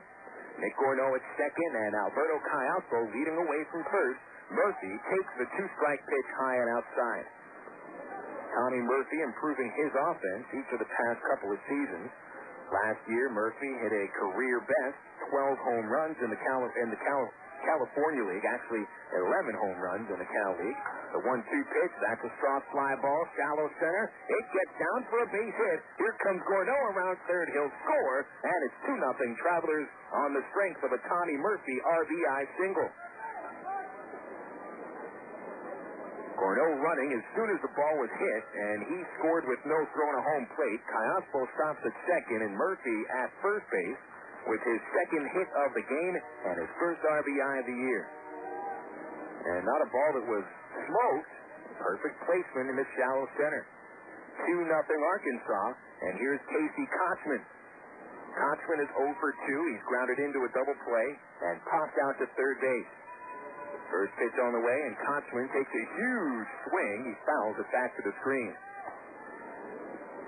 Middleton got away with a mistake. He left the slider just above the strike zone. And apparently right where Casey Kotchman likes his mistake pitches.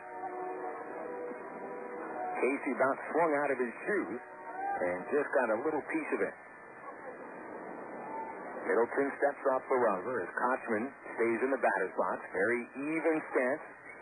Kotchman very balanced at the plate. Set position, and Middleton deals the 0-1. It's swung on and chopped foul for strike two. So Kotchman has a couple of pretty strong swings on these two pitches he's seen, but hasn't done anything yet with the baseball. Kotchman, McPherson, and Mathis tonight are combined 0 for 6. Alberto Callaspo, Tommy Murphy, and Nick Gorneault are combined 6 for 8. The 0-2 to Kotchman, swung on, little tapper towards third. The pitcher trying to make the play, but Middleton bobbles the baseball. It rolls into foul territory. After he touched it, everybody is safe, and they're loaded for Dallas McPherson. Kotchman will be awarded a base hit, as Middleton really didn't have much of a chance to get to that baseball in time, even if he fielded it cleanly. Here comes Wrangler manager Frank White out of the dugout. He does have a right-hander loosening in the bullpen. That's Ryan Bearlocker. To be honest, Middleton has been pitching fairly well. Of the base hits we've seen in this inning, only one of them has been hit very hard. And White will stay with Middleton, keeps him in the ballgame, and it'll be Middleton taking on Dallas McPherson with the bases loaded. A chance for the Travelers to really give starting pitcher Tim Bittner some breathing room. He had been protecting a one-run lead for the 4 innings. Now it's 2-0, but with the cleanup hitter at the plate and the bases jammed, you've got a chance here to break it open. McPherson is 0 for 2. Middleton from the stretch, the first pitch, slider at the knees, called strike one. Good-looking pitch, certainly something that McPherson wasn't ready for. 0-1 the count to Dallas. The big lefty has grounded out twice today. 0-1, McPherson holds the bat back, ready to pounce. He swings and misses at an off-speed breaking ball, strike two. 0-2 to count to the Travs third baseman. He's got Callaspo at third, Murphy at second, Kotchman at first. But Middleton ahead of the count, 0-2, and here comes the pitch. Slider, it's grounded towards the first baseman, Santos. Easy play on 2 hops. Runs to the bag himself, and the side retires. Travelers manage 1 run on 3 base hits and leave 3 runners on base. It's Arkansas leading Wichita 2-0. We go to the bottom of the 5th at Lawrence Dumont Stadium on the ticket. Total Sports 1380. Faucet leaking, termites feasting, missing tackle, piecing spackles, tubs, jacuzzis, tapes, and movies, everything from A to Z. Now in lumber, tons of plumbers, elevators, coffee makers, radiators, party favors. Take a look and you'll see.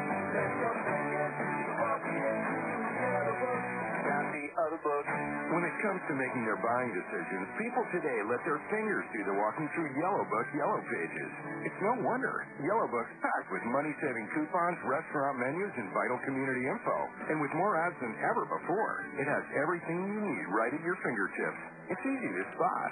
Just reach for the Yellow Directory with the map on the cover and join the smart shoppers who choose Yellow Book, not the other book. Put your business in Yellow Book. Call 1-800-YB-YELLOW. Not the other book.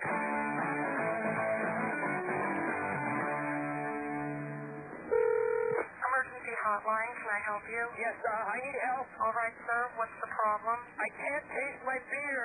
I feel it in my mouth, but there's no taste. Okay, sir, this is what I want you to do. Put the bottle down and step away from the beer. Okay. Walk straight to the corner store and pick up a 6-pack of Miller Lite. Okay. Don't worry, it's going to be all right. Next time, try the light beer that actually tastes like beer. Great tasting, less filling Miller Lite. Miller can call. Miller Brewing Company, Milwaukee, Wisconsin.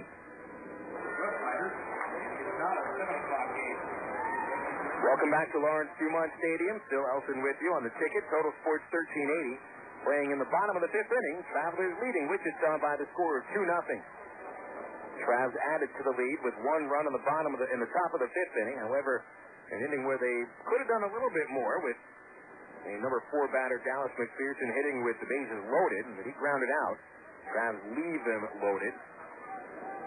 And Arkansas now leaving 5 men on base through 5 innings. Tim Bittner has stranded 4 men over 4 innings, and the Travs starting pitcher delivers the first pitch. It is popped up, out of play, first base side, strike one. Bittner has conserved his pitches fairly well the last couple of innings. In the first 2 innings, he threw a lot of pitches. Oh, he's actually getting close to the end of his pitch count as he delivers a slider called strike 2 on Corey Hart. Hart batting right-handed. He's 0 for 1 and a ground out in the second. Hart followed by Andreas Blanco and Mel Stocker. 0-2, Bittner, hand over the head windup, and the pitch popped on the infield to the shortstop, Javi Rodriguez. 1 step into the outfield grass, pauses, watches it come down, and makes the catch for out number 1. Right now, the Travelers have a right-hander warming up in the bullpen, and that is Cam Esslinger getting ready, a native of New Jersey. Still a couple of relievers that the Travs have yet to see in regular season action. That's Esslinger and Dan Mozingo. Last night, the Travelers used Scott Schneider, Cliff Smith, and Willie Colazzo, Eric Steer, Marco Sullivan, and John Rowenhurst on opening night. A bunt by Blanco on the first pitch. Mathis comes up from behind the plate. Perfect barehand. His throw pulls Kotchman off third base, and Blanco is safe. Very close play at first as Mathis pounced on the ball, and pretty good throw. Kotchman did have to stretch off the bag a little bit and just pulled that foot off the base by a hair. Paul Chandler calls him safe, and Blanco awarded a bunt single. That'll bring up Stocker, who also is a threat to bunt for a hit. He tried to do that in the third, but Bittner got the baseball and threw him out. Corners playing in, and Bittner delivers pitch number 1, swung on and missed, strike 1. Stocker is 0 for 2 this evening. Mentioned the attempted bunt in the third, and he fouled out in the first. Kotchman playing off the first base just a little bit, watching the base runner. Blanco will be chased back by a pickoff throw. We haven't seen the great pickoff throw from Bittner yet. A lot of times, left-handers actually don't have a very good motion. Sometimes they just rely on being left-handed for a little deception rather than actually a strong move. Nothing in 1 the count. Bittner will throw to first base again, and Blanco walks in. He's safe.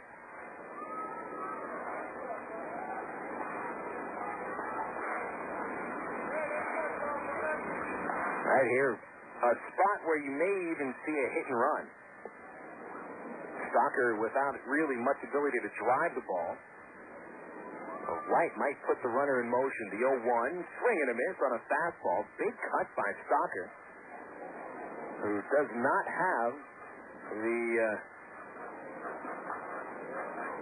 big power that last swing would seem that he thinks he has. Huge swing, but Stocker with only a handful of extra base hits over a 3-year career.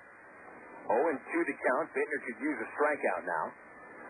And here's the pitch. Fastball, it's outside. 1 ball, 2 strikes. Bittner has recorded 2 strikeouts. Both of them catching batters looking at sliders. D. Brown in the first and Gotai in the third. Here we're in the 5th, bottom half of the 5th inning. Travelers leading the Wranglers 2-0. Bittner to the stretch, the count 1-2. And he lifts the leg and throws back to first base to check on Blanco.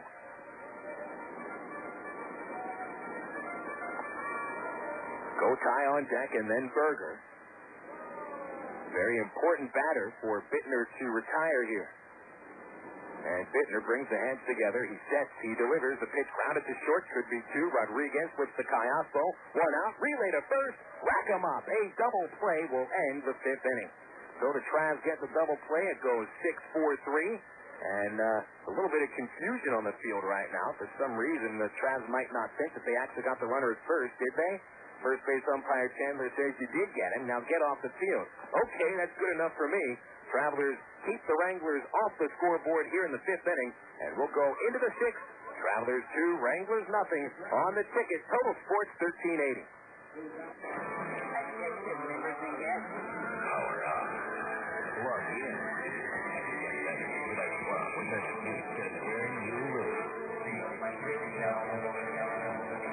Power up. at the Electric Cowboy, I-30, the Chico Road exit, where there's always something going on. Electric Cowboy open Wednesday through Sunday. Doors open at 7:30 each night. And just listen to all that's going on. Wednesday night, ladies' night.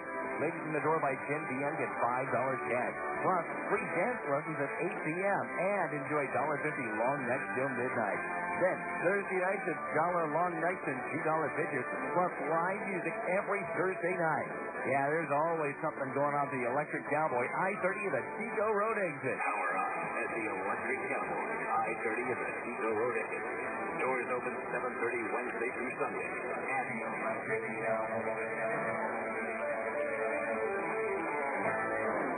An accident involving a large truck can cause a lot of damage. If you're injured, you need a law firm that knows what they're doing. And while facts differ and results vary, we've got a verdict as large as $12.5 million in a single tractor-trailer case. Put this experience on your side. Call us at Gary Eubanks & Associates. We'll win your case, or you don't owe us a dime.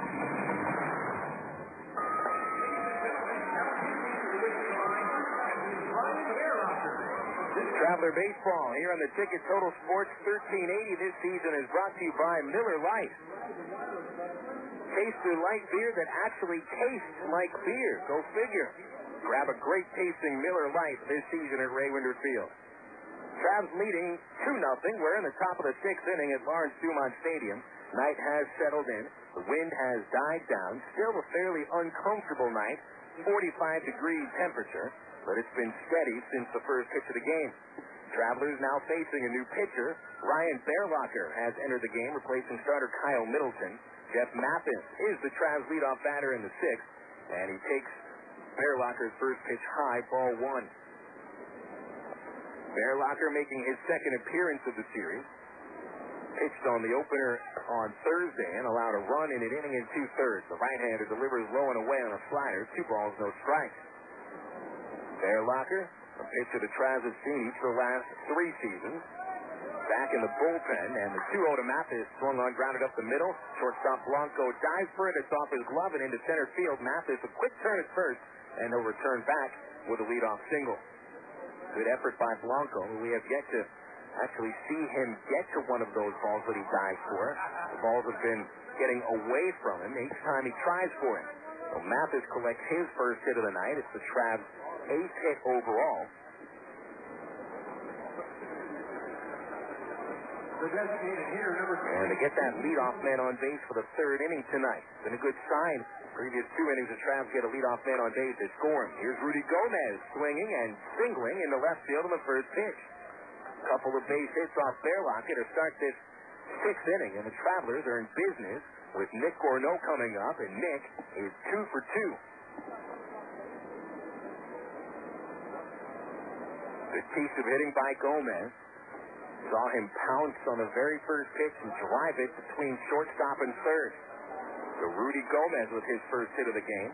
And now the Travs starting 9, only 3 of them are without a base hit.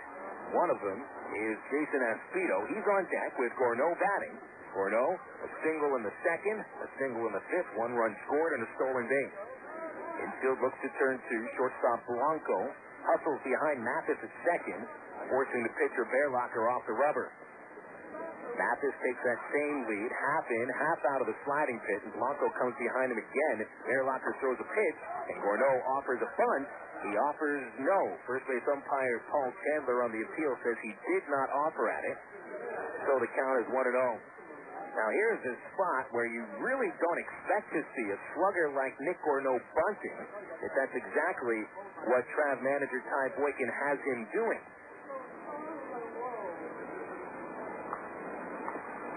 And Bearlocker delivers. Gorneault shows bunt again and takes the pitch low and inside. 2 balls, no strikes. Now you look at a spot like this and ask, well, why would Ty even think of bunting one of his best hitters, a guy who's a run producer? And really, this is where it comes down to player development. This is a spot where the Angels may want to bring up Gorneault later on this season. They may use him in a pinch hit and roll. They may need him to bunt. But he swings and lines the 2-0 pitch to left field. That's a base hit. Mathis rounding third. Throw to the plate is in time. He is out at home. D. Brown with a perfect throw from left field, and he catches Mathis trying to score on the base hit. Brown threw it just a little bit up the third base line, but he got rid of the ball quickly. It bounced on the artificial turf, sped up towards the catcher, Tonis. Mathis dove head first towards home plate and was tagged out by a couple of feet. Credit Gorneault with a base hit. The out at home goes 7-2, and give Brown some credit really for getting rid of the ball quickly. That's why he got the runner out, because he got rid of the ball. Here's Jason Aspito taking the first pitch outside for a ball. So there's a negative for the Travelers that they have their first base runner of the season thrown out on the bases. But they still have ripped the ball here in the sixth inning. 3 singles to start the inning, all of them hit very hard. Aspito, big swing and a miss. And the count 1-1 as Bearlocker challenged him with a fastball at the knees.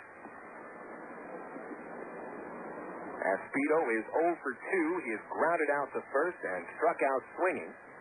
Then at first and second base, and the 1-1 pitch is chopped foul on the ground towards the first base seat. And now Bearlocker is ahead in the count, 1-2.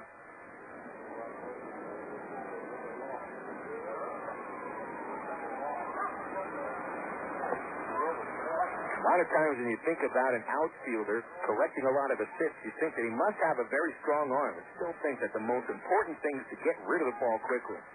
The 1-2 pitch is poked foul on the ground.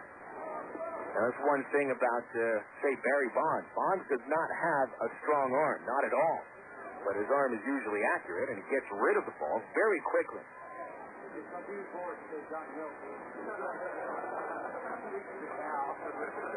1 ball, 2 strikes. That's the count on Jason Aspito. Bearlocker in his first inning of relief. Into the set position. And here's the pitch. Aspito swings. Ground ball. Base hit between first and second. And now here comes Gomez rounding third base. Berger throwing from the outfield. This throw not in time. Gomez slides across home plate for the Travelers. Third run of the ball game, and it's a 3-0 lead. So 4 consecutive batters reach base safely, all on singles. That's a warning sign for Frank White and the Wranglers. They might want to get a pitcher warming up in the bullpen. Credit Aspito with his first hit of the game. It's the Travs' 11th hit tonight, and it's Jason's 3rd RBI of the series. So 4 singles to start the inning, 1 away. Here's Javi Rodriguez. Check swing on a slider. Did he go? No on the appeal. First base umpire Paul Chandler rules in Javi's favor. Rodriguez, a right-handed batter, is 0 for 2. He has bunted, trying to reach base in the 3rd, and he is grounded out in the 5th. 3-0 Arkansas, top 6. The pitch to Javi hit up the middle, and into center field for another base hit. Gorneault coming around 3rd. He will score, and it's 4-0 Arkansas in the 6th inning. Rodriguez sends that pitch right back up the box, and it is 5 consecutive singles to start the 6th inning. And we just keep the alliteration going. Mathis, Gomez, Gorneault, Aspito, and Rodriguez all with sharp singles to start the 6th inning. If not for D. Brown's arm from the outfield, there would be nobody out, and the Travs would be up 5-0. Here comes Larry Carter, the pitching coach for the Wranglers, out to the mound to speak with Bearlocker, who just does not seem to have the good stuff today. And meanwhile, the Wranglers get Billy Keppinger warming up in the bullpen, the left-hander out of Miami. So now there's just one more Traveler left in the starting 9 without a base hit. And that's Dallas McPherson, the cleanup batter, who's 0 for 3. Travs last night banged out 15 hits. Tonight they already have recorded 12 hits, and we're only in the 6th inning.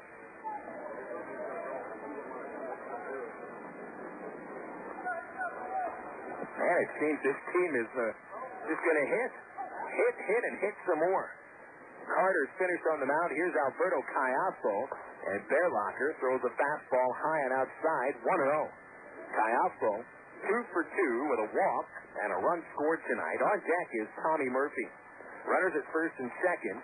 And the 1-0, a change-up outside. Callaspo is ahead in the count. 2 balls, no strikes. 4 runs on 12 hits for the Travelers, and the Wranglers scoreless on 4 base hits. Neither team has committed an error. Bearlocker, the stretch, and the 2-0. Callaspo hits it back to the mound. Played on a line drive and caught by Bearlocker. He will end the inning with a throw to first base. And how do you like that? Look what the pitcher just found in his glove to end the inning. Well, the Travs managed 2 runs on 5 base hits. They absolutely scorched the ball in the 6th inning and take the 4-0 lead into the bottom of the 6th inning here on the ticket. Total Sports 1380. Hit a home run with your family tonight. Whether you're planning a meal before the game or snacks for the game, remember to include milk, cheese, and yogurt in the game plan. 3 servings a day of dairy is the right amount to help keep your body healthy. It's easy. Just look for the 3-a-day logo on your favorite calcium-rich dairy foods at your local retailer. For more information, including recipes and coupons, visit www.3aday.org. Have you had your 3-a-day today? The power of team. Better choices. Sonic's got them, others don't. Drive into Sonic today for our new Chicken Club wrap made with grilled all-white meat chicken, crispy bacon, fresh lettuce, and juicy ripe tomato, with shredded cheese and light ranch dressing. And for those counting carbs, it's now available with our new carb-friendly tortilla. Either way you order it, it's a fresh new way to get more taste. Sonic's new Chicken Club wrap. It's not just good, it's Sonic good. My company is currently going through a transition, and I'm part of that transition. I needed new technology, new ideas for a changing market. Norman Petit earned a Bachelor of Applied Science degree in Electronics Engineering Technology in 2002 and a Bachelor of Applied Science degree in Automated Manufacturing Technology in 2003 from the ITT Tech in Indianapolis, Indiana. My education at ITT Tech was the right decision for me. To find out more about ITT Technical Institute, call 1-800-ITT-TECH or visit us on the web at itt-tech.edu. ITT Technical Institute, education for the future. Welcome back to Wichita's Lawrence Dumont Stadium. Phil Elson with you on the ticket. Total Sports 1380. Travelers leading tonight by a score of 4-0, thanks to a 2-run rally back in the top half of the 6th inning. Travelers managed 5 hits in the 6th, but only 2 runs. They hit into a double play and had a runner thrown out at home plate. Tim Bittner back on the mound. First pitch of the 6th inning, it is to Ruben Gotay. Swings and grounds it to third base. Dallas McPherson is there for the play, and he throws the first for the out. 1 gone. So Tim Bittner now can sort of chill out and just throw strikes now, at least you'd hope. He has pitched a very strong game for the first 5 1/3 innings, and now finally has some real room to work with. Here's Brandon Berger, the batter, 0 for 1, and the first pitch, a called strike, 0-1. Cam Esslinger continues to throw in the Arkansas bullpen as Bittner probably in his final inning here. The first Traveler starting pitcher to work into the 6th inning this year. The 0-1, and Berger pops it out of play. Strike 2.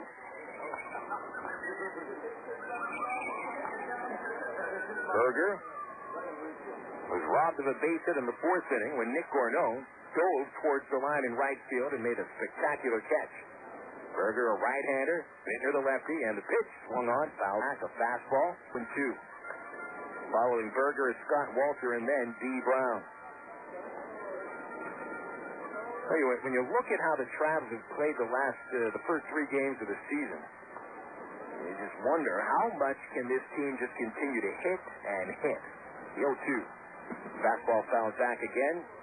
4 pitches, 4 strikes so far. 0-2 to count on Berger. 1 away in the 6th. Travelers managed 15 hits last night. Only 6 hits on the opener, but keep in mind, all 6 of those hits came after the 4th inning on the opener. The 0-2 again to Berger, and another foul ball. This one into Ye Old Beer Garden in the right field corner. So take into account that for the first 5 innings of this season, the Travelers' offense was nowhere to be found. They've collected 33 hits since then. Pitch popped up again over the dugout in right field. Esslinger, the Travs' reliever who's throwing out there. Wasn't sure where the ball was, and he was running away from a ball that wasn't anywhere near him. But here in Wichita, the pitchers warm up with their backs to the field. So you can understand his paranoia. Another 0-2, and this one in the dirt. 1 ball, 2 strikes.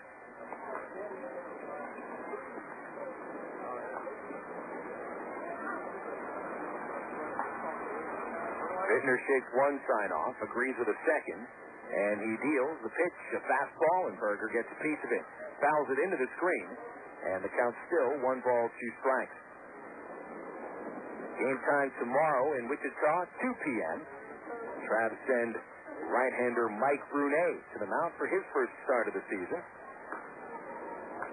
And the news has been confirmed. It will be Kevin Apier pitching against Arkansas on Monday.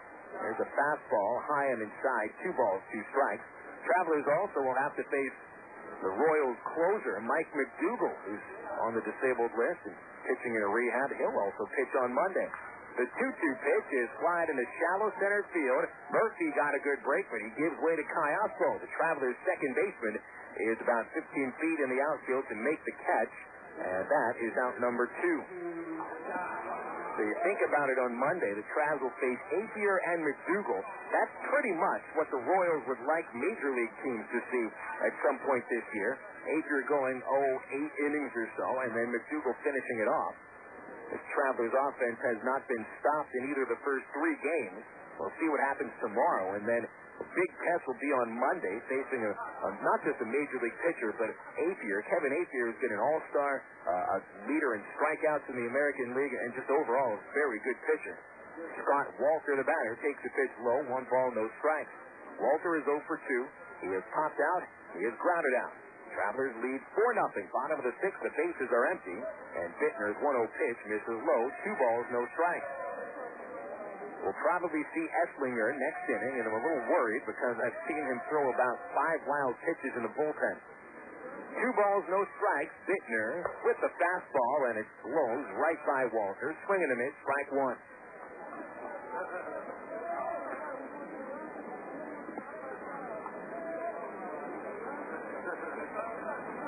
Walter back up to the plate.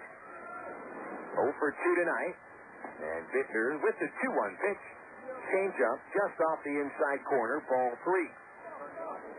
Starting pitcher for tomorrow for the Wranglers will be Junior Herndon, formerly of the Padres organization, and a guy with some Major League time. 3-1, fastball called, strike on the outside corner.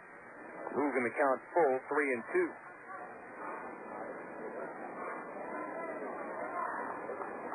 Travelers on Monday have Eric Sears scheduled to make the start, and then Jake Woods will finish off this series on Tuesday. Here's the payoff pitch. Swing in a foul off into the luxury level here in Wichita, the same level as the press box.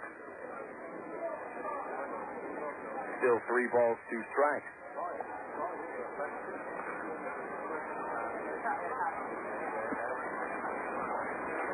Bittner winds up, and another payoff, and that's hit on the ground. Short second baseman Callaspo dives for it. Nice flip to first, and that will retire the side. Callaspo robs Walter of a base hit, and Travs are in full control of this game tonight.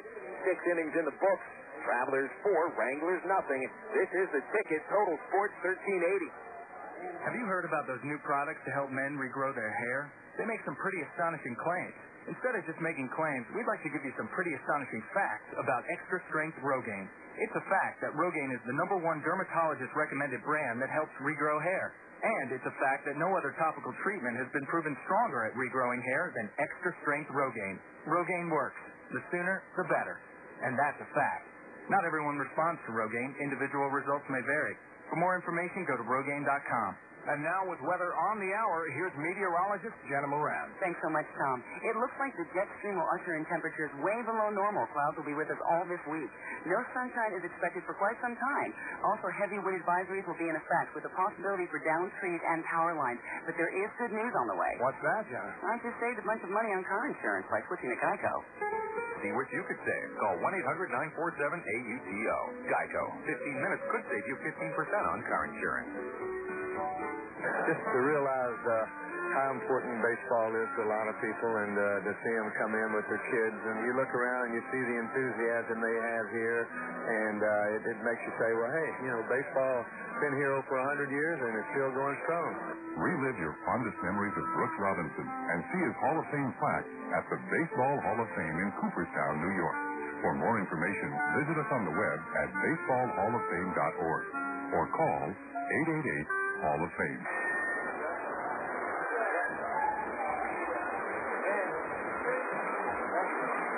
Back here at Lawrence Dumont Stadium in Wichita, Kansas, Travelers leading 4-0. Phil Elson alongside you, and thanks for tuning in on the ticket. Total Sports 1380. Travelers leading 4-0. Top 7. Tommy Murphy leads off, and he fouls away the first pitch from Ryan Bearlocker. The count is 0-1. We'll check out this date in baseball history here in this inning. Brought to you by Webster University. First, the 0-1 pitch to Murphy. Tommy takes it inside, and the count is 1-1. Murphy 2 for 3. RBI single in the 5th inning gave the Travs a 2-0 lead. It's currently 4-0. 1-1, fastball inside, 2-1.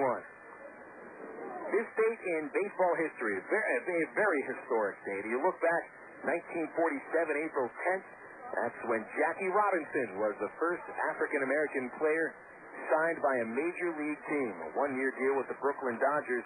Of course, it was Branch Rickey who signed him. Personally recruited Robinson from the Negro League. Murphy with a count of 2-2. Bearlocker into the windup, and the right-hander's pitch. That's a changeup, grounded towards third baseman Corey Hart. Picks it up and throws across the diamond. Murphy's out. 1 away. Also, back on April 10th, 1979, White Sox owner Bill Veeck offers fans free admission to the next home game because the White Sox were just crushed by Toronto 10-2 on the opening night. Got on the PA system, told everybody how bad the team was playing, and then offered free admission to anyone in attendance at the ball game. Oh, it looks like this is going to be it for Ryan Bearlocker. Frank White comes out of the dugout, and he goes to the bullpen. So Bearlocker's finished, and we will finish off our pitching. We'll finish off this date in baseball history after this 60-second break for a pitching change. Travelers leading 4-0 back after this very short break on the ticket. Total Sports 1380.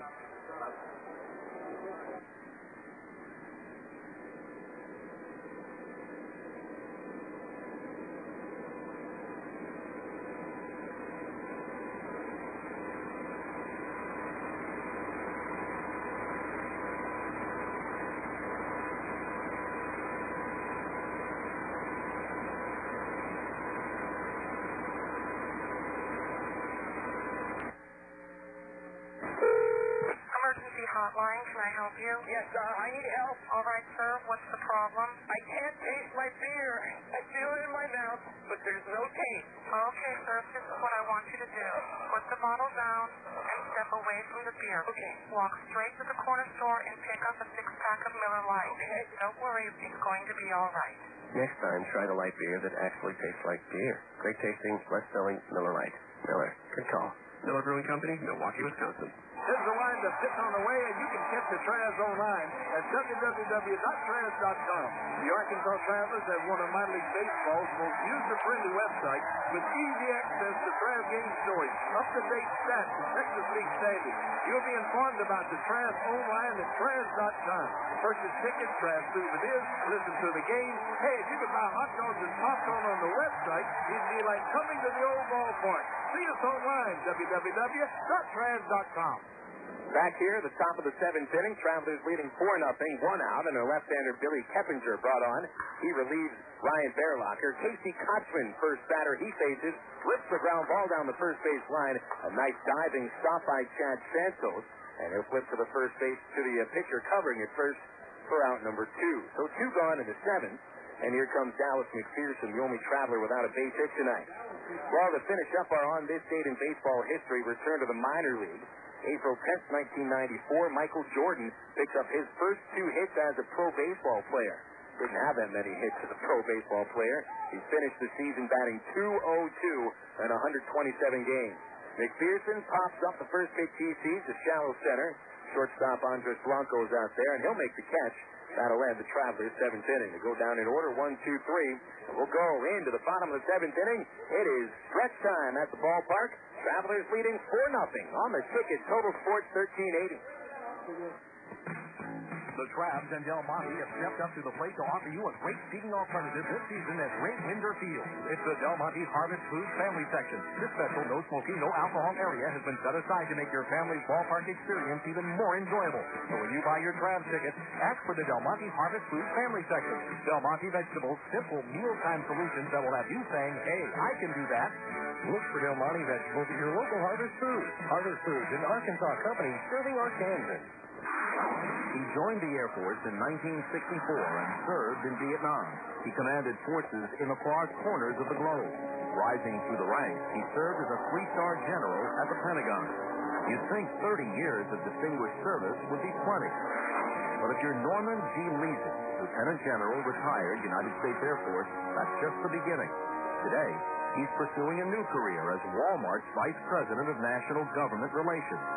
Norm's journey took him near and far, through Asia, Scandinavia, Europe, the Middle East, and Webster University, where he earned a master's degree that served him well in his career. I'm Bob Costas, member of the board of Webster University.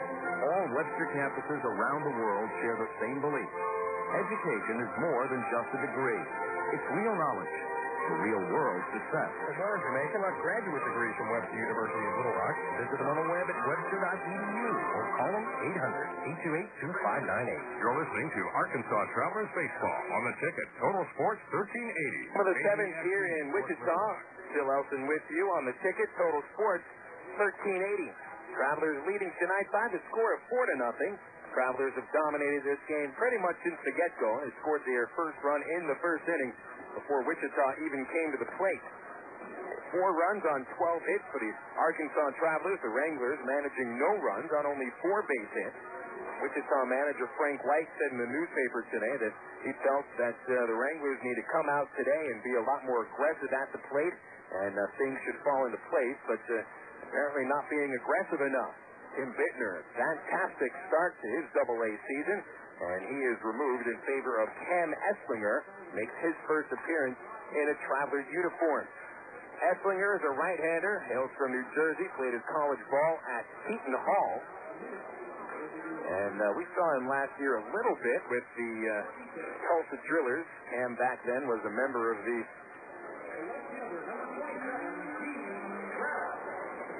Colorado Rockies organization. Made 15 appearances with Tulsa and allowed only 6 earned runs in 20 2/3 innings, no record. Spent most of his season with Tulsa. After an injury kept him out for the first month. A right-handed pitcher, and he faces D. Brown. First pitch from Cam is high for ball 1. The line on Tim Bittner, very strong. 6 shutout innings, 4 hits, 1 walk, 2 strikeouts for the left-hander. And in line for his first win of the season. Brown, big swing at the pitch and a pop-up out of play. 1 ball, 1 strike to D. Brown, who has collected a base hit in 2 at-bats, a single and a strikeout. 5, 6, and 7 batters for Wichita due to hit against Esslinger. Cam working from the stretch at all times. Brown, a left-hander, and he swings. It's a high fly ball deep to center field. Tommy Murphy with plenty of room, and he will make the catch for the first out. Esslinger stands 5'11", 180 pounds. Born in Vineland, New Jersey. Currently lives in Hewitt. Selected by the Rockies in the 1999 draft in the 16th round. Spent 5 years with the Rockies organization, getting as high as AAA Colorado Springs twice. Found out that Springs is not a haven for pitchers. His AAA earned run average is about 8. Mike Tonis is the batter, and he takes the first pitch high and inside, ball 1. Esslinger with very good numbers at Double-A and Single-A. The Triple-A, just a completely different story. Colorado Springs is, about 5,000 feet above sea level, and the ball really travels up there. The 1-0 pitch to Tonis, low and away. 2 balls, no strikes. Tonis is 1 for 2. The right-handed hitting catcher collected the last hit out of the infield for the Wranglers with a single in the 4th. Wichita's managed only 4 hits tonight.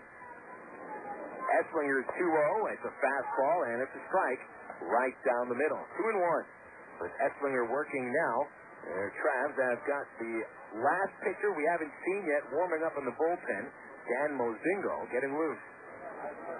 Count 2 balls and a strike on Tonis. Esslinger, high leg kick and a fastball swung on, shot to third. That's McPherson with the play and the throw across the diamond in time. 2 outs. And Chad Santos coming up next. So we ended our last inning talking about Michael Jordan playing in the Southern League when he took his first retirement from basketball.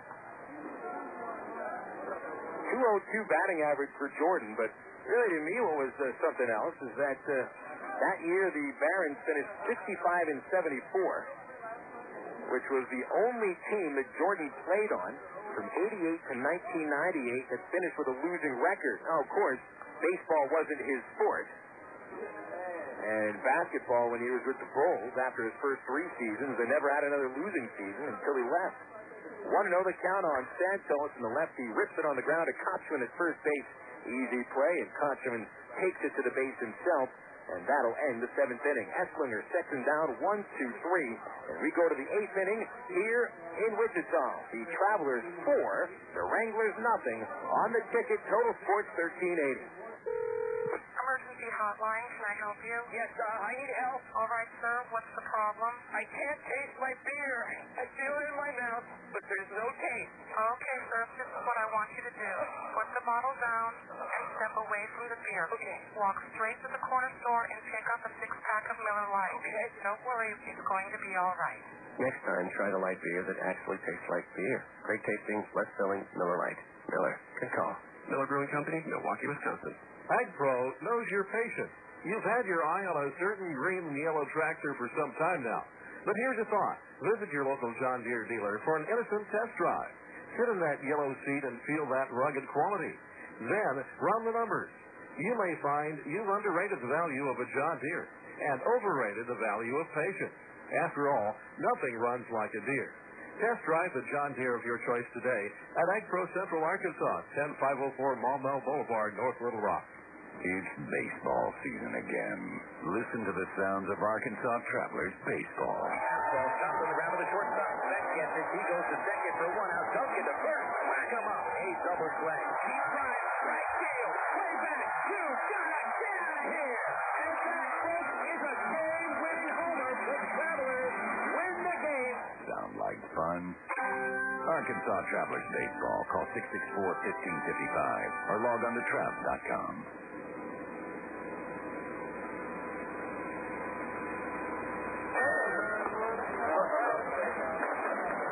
Back here in Wichita, Travelers leading tonight's game 4-0. Another game dominated by this Traveler team. 12 hits for the Travelers, only 4 for Wichita.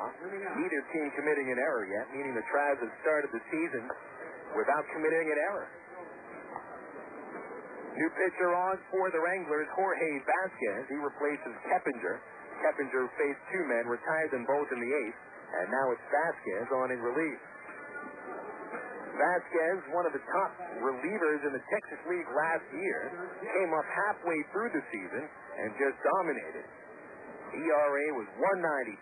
Batting average against was only 2.12. He struck out 52 batters against 18 walks in 51 innings. And Vasquez saved 22 games. Not a save situation, just a chance to keep his arm warm. Jeff Mathis, first pitch swinging, ground ball to the hole at short, cut off by third baseman Corey Hart. And the throw to first retires the first batter, 1 away.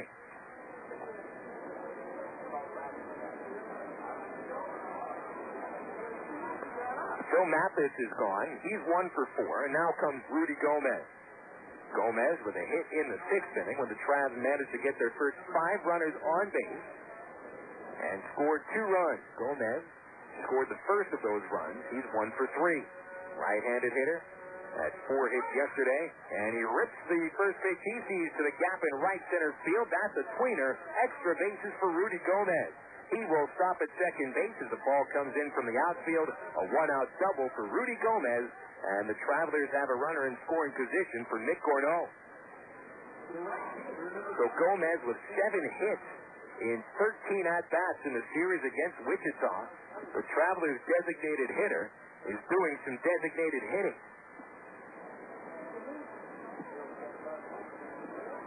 2 pitches Vasquez has thrown. They've both been put into play. Mathis grounded out to third, and Gomez with the Travelers' first extra base hit of the night. That's their 13th base hit overall, 12 singles, and 1 double. Here's Gorneault. Nick with 3 of the Travs' 13 hits, 3 singles, 2 runs scored. Runner at second, 1 away, and Nick swings and misses at a slider, strike 1. Gorneault has also made a spectacular catch in the outfield tonight, robbing Brandon Berger of extra bases on a fly ball to the right field corner. Trav's right-handed hitter, Gorneault, punches over home plate with the bat held in front of his right ear, pointed slightly towards the infield. The count 0-1. Vasquez at the stretch. He kicks and deals, and it's a fastball above the letters. 1 ball, 1 strike. Checking some scores around the Texas League. We mentioned Tulsa and Frisco were postponed earlier today. Second game in a row that they have been postponed. San Antonio leads 1-0 in the bottom of the 5th inning at Midland. Gorneault ready. So is Vasquez. The 1-1 swung on, pops up, shallow left field. Coming in, D. Brown. Easy call for him. And he reaches up. He makes the catch, and that's 2 outs. Elsewhere in the Texas League, bottom of the 2nd in El Paso, and Round Rock leading 3-0.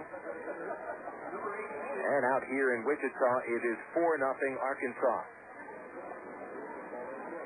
Pretty exciting games across the Texas League the past couple of games. Midland and San Antonio played a barn burner yesterday, 12-11. Midland with the win at the First American Bank Ballpark. Long game, too, about 3 hours and 45 minutes. Aspito rips a base hit on the first pitch into right field. Gomez rounding third base. He will score with no throw, and it's a 5-0 lead for the Travs. Jason Aspito with his second RBI single of the game. And the Travelers' 14th hit overall at 15 hits last night, 14 hits tonight, and they still have another trip to the plate coming up in the 9th inning. So Vasquez gives up a run. Vasquez held the Travs to only 1 run over 7 innings last season, and now he's already allowed a run on the first 4 men he's faced against Arkansas this year.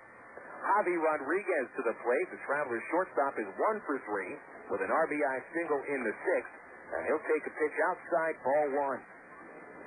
5 runs, 14 hits for the Travelers, no runs, 4 hits for the Wranglers. And this team is just dominating Wichita. Count 1-0, Vasquez throws. Off-speed pitch, and Javi pops it over the press box. Strike 1.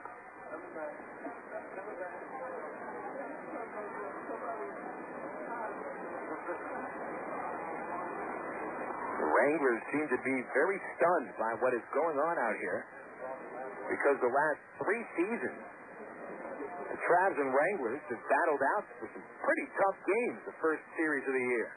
They always play against each other for the first 6 games, whether it's in Little Rock or in Wichita, and usually some tight ball games. The 1-1 pitch, Rodriguez swings and misses. 1 ball, 2 strikes. The last night's game certainly wasn't close. The opener, 4-run win for the Travs, that's not very close, and 5-0 lead right now. 1-2 the count on Rodriguez with Aspito at first base. And Callaspo on deck. Vasquez throws the pitch, and he strikes him out swinging on a slider.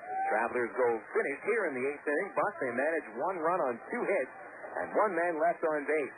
Bottom of the 8th coming up, 5-0 Travelers lead on the ticket. Total Sports 1380. What's up, y'all? Let's stay here to talk about dating. Because dating is like fight. Think about it. First you got men out on the prowl. They travel in faster 6, just like fight. And then you got girls. Girls can be cold. But the colder they are, the more you want them. Just like Sprite. And then comes the kissing. That's just refreshing, y'all. Again, just like a crisp, thirst-quenching Sprite. Singers, what's my motto? Oh, baby, up there. Hey, sir. What up, baby pop? Oh, got to go. Nurse out. The Jim Elder Good Sport Fund is proud to bring kids clinics back to Waylander Field.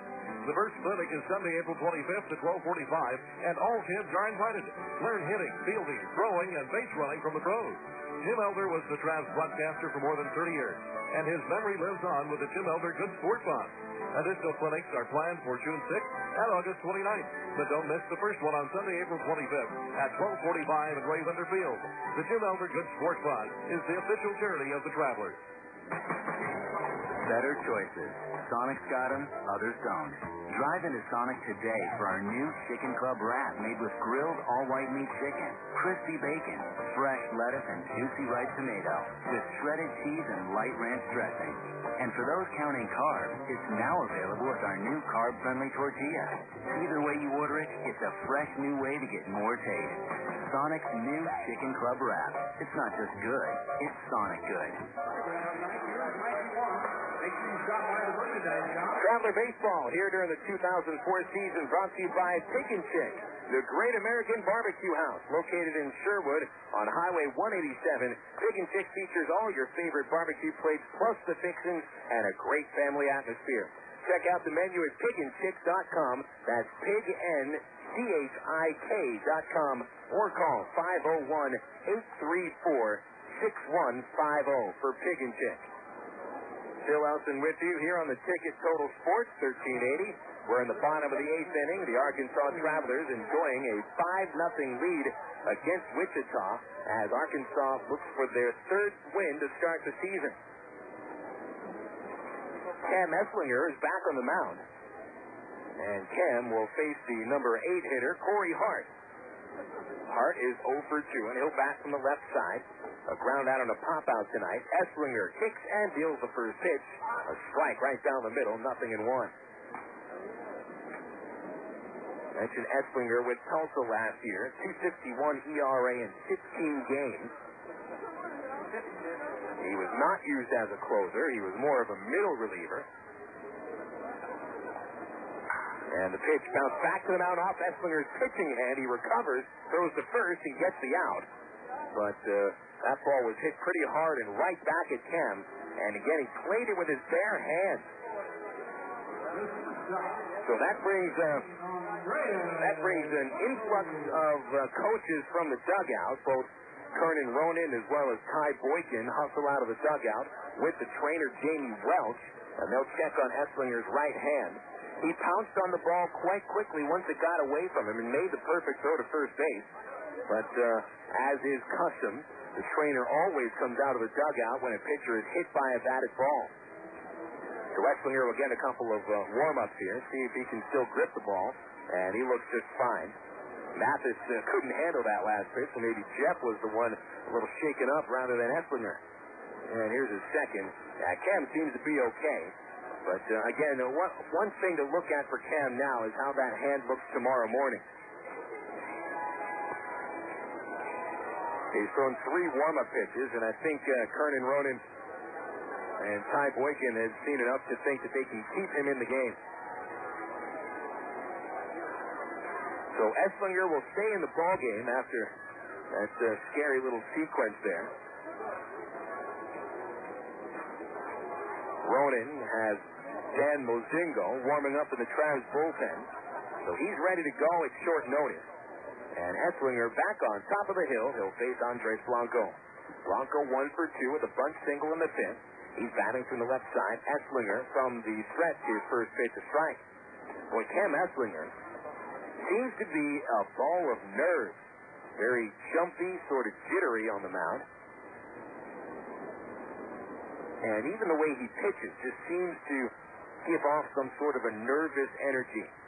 0-1 the count, and the pitch in the dirt gets by Mathis. 1 ball, 1 strike.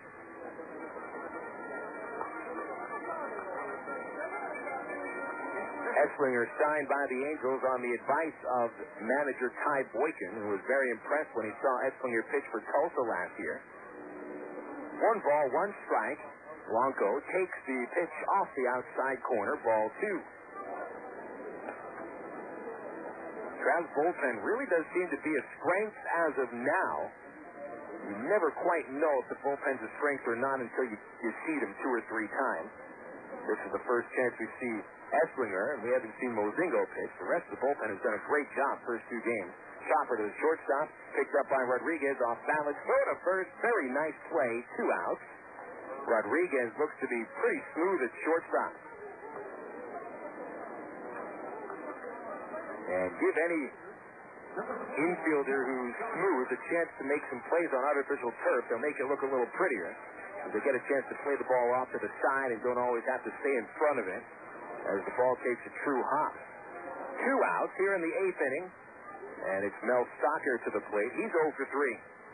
Travs 5, Wranglers nothing. Bottom of the 8th, Stocker, batting left-handed, takes outside, ball 1.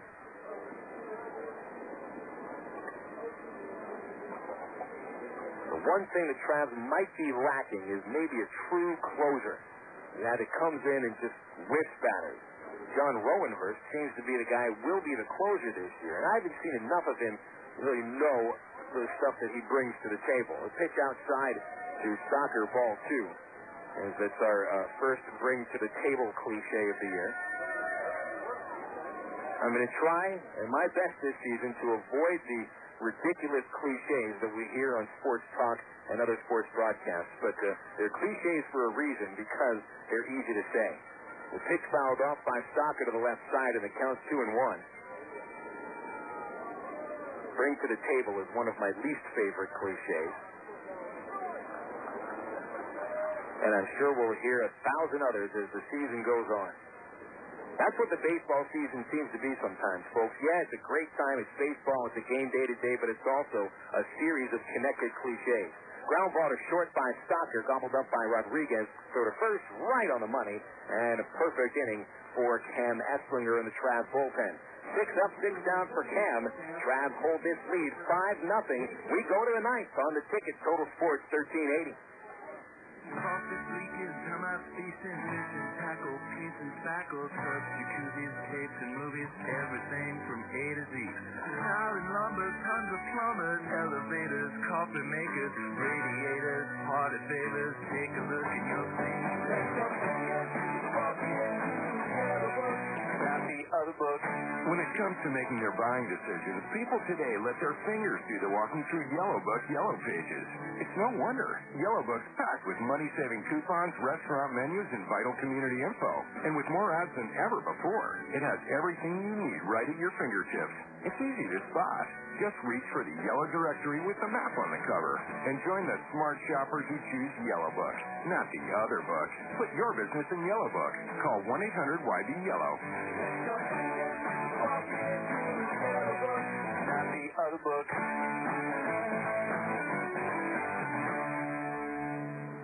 Did you know that more than 95% of the population wear the wrong size shoes? Did you know that your foot grows your whole lifetime? When was the last time you had your foot measured? Wearing the wrong size shoes is the #1 cause of foot problems. Come into Top Shoes and let us measure your feet and fit you properly. If your feet hurt or you don't want your feet to hurt, come into Top. And while you're at it, join our Tip Top Shoppers Club and receive free shoes.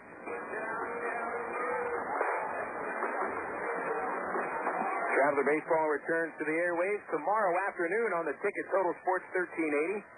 Travelers will be taking on the Wichita Wranglers. Start time 2 p.m. We'll have the ITT Tech pregame show at 1:40 on the ticket. Total Sports 1380. Travelers game moves into the 9th inning. 5-0 lead for the Travelers. Here in the top of the 9th, Alberto Callaspo steps to the plate. He leads off and gets his 5th at-bat of the night. Callaspo facing Jorge Vasquez, who allowed a run on 2 hits in the 8th. Big breath by Vasquez as he delivers to Alberto, and the pitch inside, ball 1. Callaspo out of Venezuela, still learning English, and the phrase I've heard most from him over the past 3 days is, "How you doing, buddy?" I think that might be all he knows. Pitch inside, 2 balls, no strikes. Well, at least he's not calling my mother something, and that's the only phrase he knows. He's been very friendly. "How you doing, buddy?" There's a lot worse things you can say. He certainly speaks the language of baseball very well. Made a beautiful play last inning to rob a base hit from the Wranglers. Swing at the 2-0 pitch, chopped over the mound. Second baseman Gote able to make the play in shallow center field. but no reason to even throw the ball to first, as Callaspo was burning rubber to first base and collects his third hit of the night. 15 base hits for the Tramps tonight, matching their total from last night. Folks, that's 30 base hits in 17 innings. And stretch it even further to the first game, the Tramps now have collected 35 hits over 22 innings. I mean, that is ridiculous. You're talking some crazy offensive numbers. Tommy Murphy, the batter, he's 2 for 4. First pitch, he pops it out of play for a strike. And one of my favorite things about these two games, the Travs have collected 15 hits each game now, is that only one of those hits have come from Casey Kotchman or Dallas McPherson, who are the two most feared members of the Travs starting 9. McPherson and Kotchman, 1 hit over the past 2 games counting tonight, combined between them. That means you've got Rudy Gomez, Jason Aspito, Javi Rodriguez, and Tommy Murphy doing a whole lot of the work. Pitch outside. 1 ball, 1 strike to Murphy. Tommy with a couple hits tonight. Of course, Gomez had the 4-hit, 4 RBI night yesterday. He's 2 for 4 tonight. Callaspo with 3 base hits. Gorneault with 3 hits and a couple runs scored. This balanced attack just continues to 1 through 9 just get on base. Pitch outside to Murphy. 2 balls, 1 strike to the Travelers center fielder. 5-0 lead. 15 hits for the Travs and only 4 for the Wichita Wranglers. Callaspo a short lead at first. And Murphy waiting from the left side of the plate. On deck is Casey Kotchman. 2-1. The pitch popped up out of play, third base side. 2 balls, 2 strikes to Murphy in his first year as a center fielder. But he's been a guy who's been very used to being up towards the top of the order. It seems to be a pretty good number 2 hitter. Good speed, a little bit of pop, and can bunt for a base hit. You also want your number 2 hitter to be able to drop down the sacrifice bunt. 2 balls, 2 strikes. The pitch is lined over shortstop, and Tommy Murphy with his third hit of the night. Callaspo going first at third. He is safe at third base. Murphy stops at first, and that is 16 hits for the Travs tonight. Murphy with 3 hits. Callaspo and Gorneault chipping in with 3 apiece. And here comes Casey Kotchman, who's 1 for 4. Boy, the wheels on the bases just go round and round and round tonight.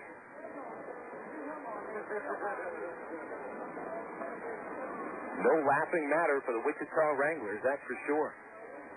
Kotchman stands in. Runners at the corners, nobody out. Infield looks to turn 2. As Vasquez deals from the stretch, a fastball high, 1-0. Casey in the first inning bounced into a double play, which forced a run home. As of now, that's the only run the Travs have needed. Gave him a 1-0 lead. Casey has also popped up, singled on the infield, and had a ground ball smothered by the first baseman Santos. Count 1-0. Kotchman takes another ball high and inside, 2-0.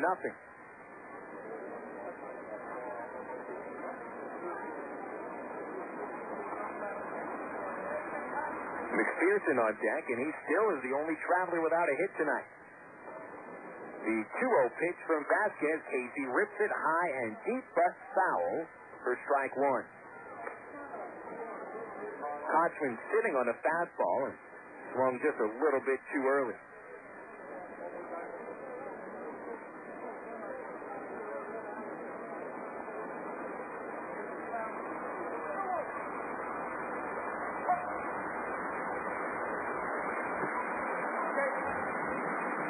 And a strike. As Vasquez a long pause, Callaspo dances off of third. Casey swings and misses at a tight slider, strike 2. 5-0 here, Travelers leading. Elsewhere in the Texas League, it is 5-1 Round Rock in the 5th inning at El Paso. And San Antonio holds the lead over Midland 1-0 in the 6th inning. Briscoe and Tulsa rained out earlier today. 2 balls, 2 strikes to Casey Kotchman. Vasquez steps off the rubber and looks Murphy back to first base. Now gets a sign to the stretch. Vasquez, long pause. He can feel those base runners as they shift. The 2-2 is low, ball 3. Running the count full with McPherson on deck. Vasquez is in a very difficult spot.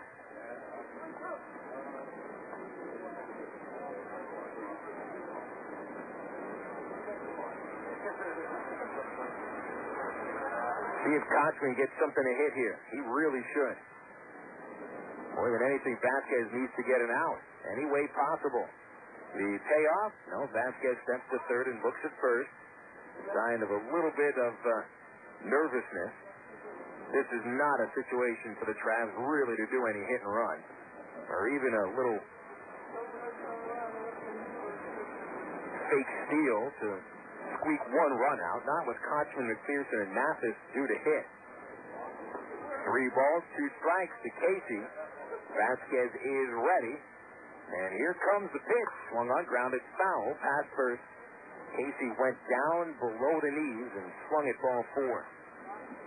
So still 3-2. It's pretty rare that Casey's actually going to swing at a bad pitch. But Vasquez does feature a tight slider and a good forkball. 3 balls, 2 strikes. Kotchman ready. Vasquez delivers. Swing and a line drive. Base hit to left field. Callaspo will score, and it's 6-0. Casey Kotchman puts the Travs' 17th hit and 6th run on the board. Murphy to second base, and here's Dallas McPherson bringing a visit from pitching coach Larry Carter. Boy, Larry Carter and Frank White are going to burn a trail between the dugout and the pitcher's mound. There's a right-hander warming up in the Wichita bullpen, and it's Wes Wilkerson. The way things are going, you may expect to see a position player come out for the Wranglers sometime soon. Now, that's stretching it a little bit, but these relievers can only give up so many hits.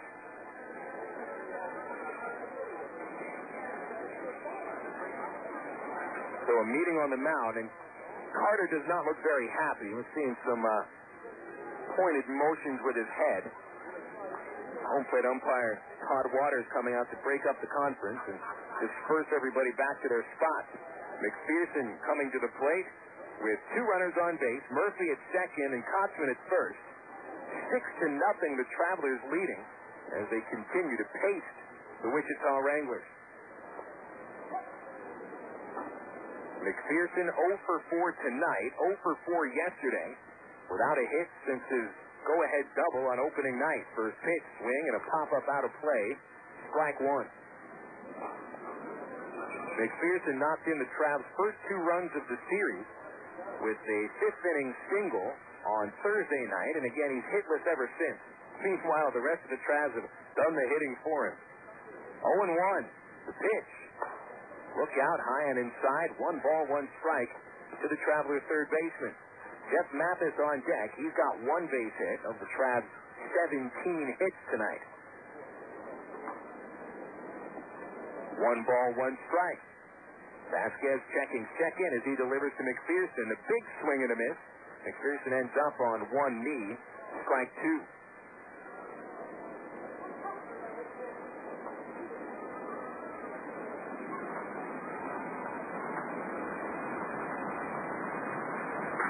It's always right to see every batter in the lineup get on base safely.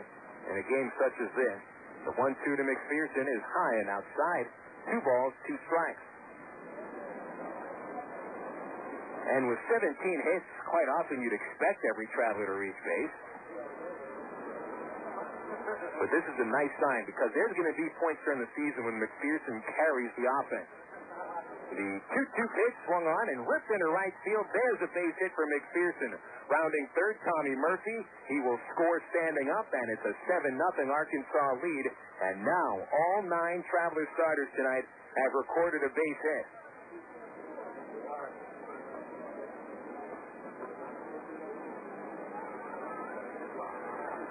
So it's a 7-0 Traveler lead.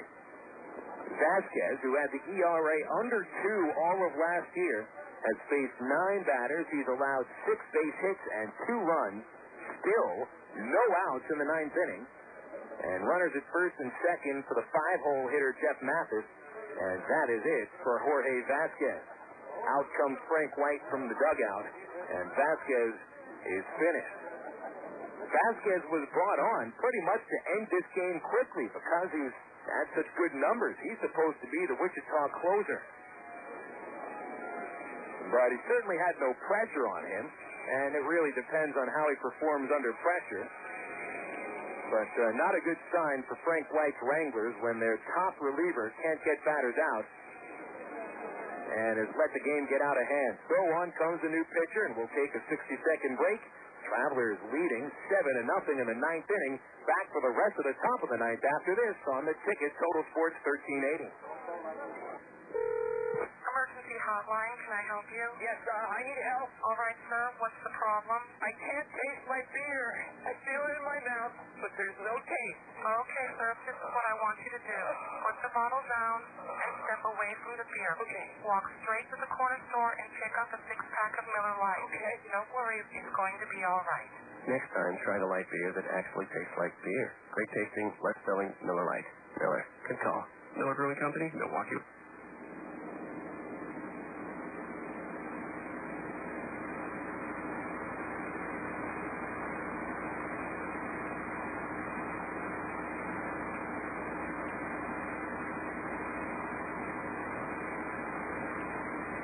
Did you know that more than 95% of the population wear the wrong size shoes? Did you know that your foot grows your whole lifetime? When was the last time you had your foot measured? Wearing the wrong size shoes is the #1 cause of foot problems. Come into Top Shoes and let us measure your feet and fit you comfortably. Now, if your feet hurt or you don't want your feet to hurt, come into Tops. And while you're at it, join our Tip Top Shoppers Club and receive free shoes.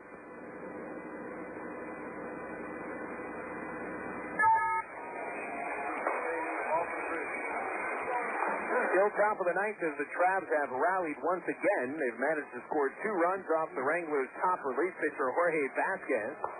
And now Vasquez has been removed from the game in favor of Wes Wilkerson. 4 men have come to the plate in the 9th inning. 4 men have reached base safely. 2 have scored. And Jeff Mathis comes to the plate next to face Wilkerson, who's making his second appearance of the series. Travs saw Wilkerson on Thursday, and he pitched an inning and a third scoreless. Mathis is 1 for 4. He singled in the 6th inning and was thrown out at home plate, trying to score on a base hit by Nick Gorneault. First pitch on the way from the big right-hander, and Wilkerson misses low with a fastball, 1-0. 7 runs on 18 hits for the Arkansas Travelers. No runs on 4 hits for the Wichita Wranglers. Wilkerson deals the 1-0 pitch, and it's low, ball 2. The Wranglers might not have much of a bullpen left for tomorrow. They continue to use pitchers at this pace.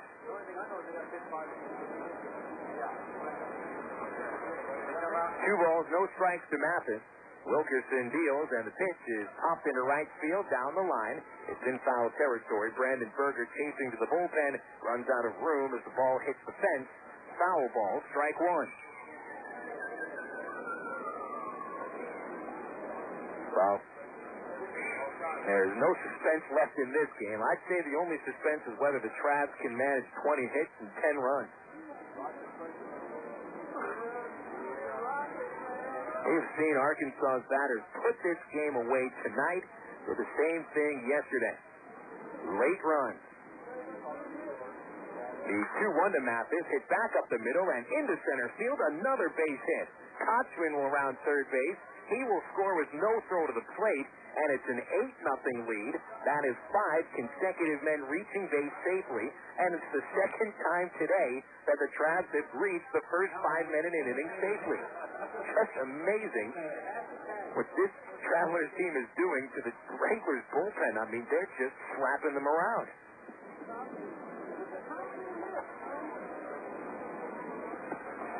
$8-0 on 19 base hits. And now here's Gomez, possibly the hottest Trav hitter of the series, who's 2 for 4 tonight. and 7 for 13 in the series. First pitch, low, ball 1.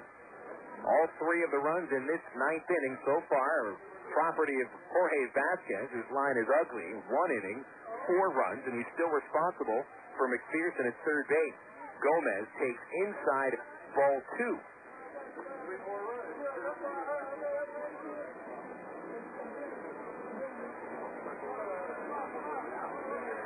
Travelers reached the first 5 batters in the 6th inning safely, managed 2 runs. The 2-0, high and inside, 3 balls, no strikes. There in the 9th inning, Callaspo led off with a single up the middle. Murphy singled him to third, and Kotchman singled to bring in Callaspo. Then McPherson with a base hit to bring a run home. Jeff Mathis singles to bring in a run, and now Rudy Gomez walks on 4 pitches. Bases are loaded for Nick Gorneault. This game's already been broken open, and now you have a chance to just let this open wound just fester.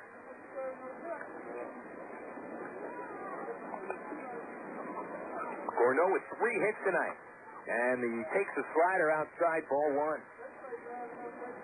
Gorneault with 3 singles and 4 at-bats. He scored a couple of runs. Nobody out, and the bases are loaded. 6 men have come to the plate. They've all reached, and Gorneault chops one to shortstop, cut off by third baseman Hart, flips to second for the putout, and that'll be the first out of the inning. Finally, fielder's choice to the third baseman. McPherson scores from third, so an RBI for Gorneault, his first of the night, a 4-run inning, but finally the first out has been recorded. Gomez was forced out at second base. 5-4 goes the play. Trav's at the corners, and 1 out for Jason Aspido. So now close the book on Vasquez. 5 runs, all earned in 1 inning. Aspido, with a hit in each of his previous 2 at-bats, takes high and outside ball 1. Jason is 2 for 4, 2 singles, 2 RBIs. From the stretch, Wilkerson ready, and the 1-0 pitch. Swing and a fly ball, foul, out of play left side, strike 1.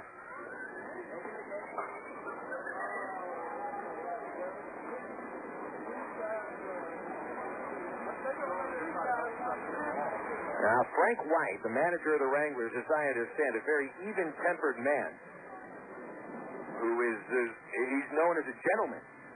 Count 1-1.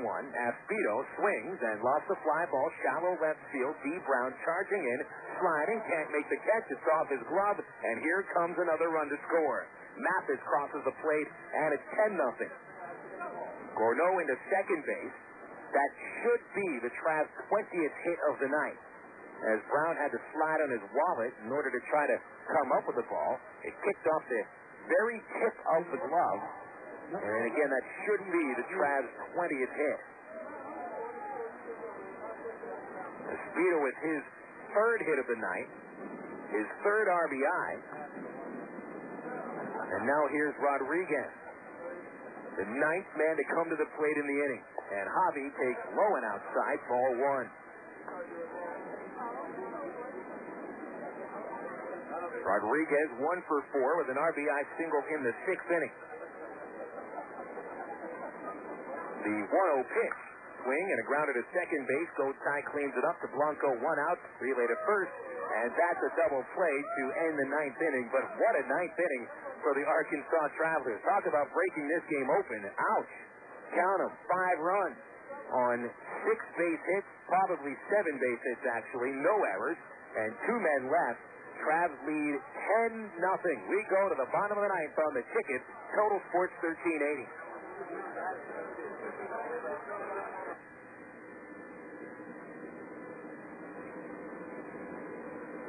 That tailgate guy, we all know him. He's the guy whose car is always way too close for comfort. He honks. He flashes his beams. Now, sure, you can teach him a lesson by slamming on your brakes, but you're a safe driver, so you let him pass, hoping that somewhere down the road, a little speed trap is waiting to greet him. You see, you know that it's people like that tailgate guy that cause accidents. Accidents that can raise everyone's insurance rates. At Allstate, they think you deserve to be rewarded for not stooping to his level. So if you've got a safe record, Allstate can save you up to 25% off your auto insurance. Safe drivers cost everyone less. They should pay less. That's Allstate stand. Are you in good hands? For more information, visit your local Allstate agent. Call 1-800-ALLSTATE or click on allstate.com. Better Allstate, proud sponsor of the 2004 U.S. Olympic team. Discounted insurance offered only with select companies and subject to availability and qualifications. Discount amount may be lower and applies to most major coverages. Allstate Insurance Company and Allstate Property and Casualty Insurance Company, Northbrook, Illinois. Better choices. Sonic's got them, others don't. Drive into Sonic today for our new Chicken Club wrap made with grilled all-white meat chicken, crispy bacon, fresh lettuce, and juicy ripe tomato with shredded cheese and light ranch dressing. And for those counting carbs, it's now available with our new carb-friendly tortilla. Either way you order it, it's a fresh new way to get more taste. Sonic's new Chicken Club wrap. It's not just good, it's Sonic good.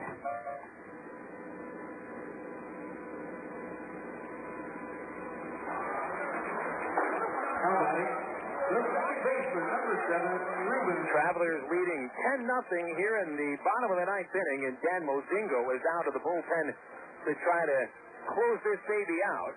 And no pressure whatsoever on Dan. He could give up 9 runs, and the Travs could still win. Well, what do you say we get out of here quickly, huh? Mozingo making his first appearance of the season. He's a left-hander hailing from Tucson. Pardon me, he is not from Tucson. He is from Ashtabula, Ohio.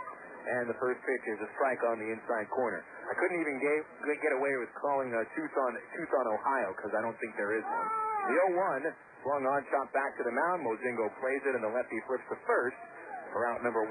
Go-Ty is gone. He'll finish the game 1 for 4. 10 runs for the Arkansas Travelers.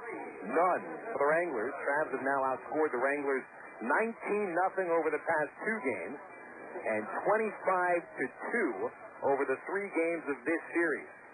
Ouch. Brandon Berger to the plate next. Berger is 0 for 2. Mozingo, left-hander, deals a strike on the first pitch, 0-1. Dan, originally a White Sox draftee in the 3rd round out of 1998, out of high school. He's 6'2", 190 pounds. He was dealt to the Angels before the 2002 season, and a pitch inside ball 1. 1 ball, 1 strike. Mozingo mostly a reliever over his career. However, last season, mostly in the starting rotation for Rancho Cucamonga.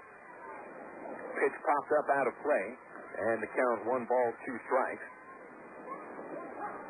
Mozingo, 23 years old, was 6-7 with a 6.04 earned run average for Rancho Cucamonga last year. Still gets the promotion to Double-A and comes out of the bullpen. Curveball in the dirt. 2 balls, 2 strikes. Scott Walter on deck. Travs put up their first run in the 1st inning. And Tim Bittner made it stand until they added another run in the 5th. Travs stretched it to 4-0 in the 6th inning. Here's a fastball taken high, running the count full, 3-2. 1 run in the 8th inning for the Travs, and they put it away in the 9th by rallying for 5 runs. That's 10 runs on should be 20 hits. The scoreboard says 19. The 3-2 pitch is low and inside, ball 4. The first walk issued by a Traveler reliever tonight after Esslinger pitched 2 perfect innings, and that's the first base runner for the Wranglers since the 5th inning. And here comes Scott Walter. Walter 0 for 3.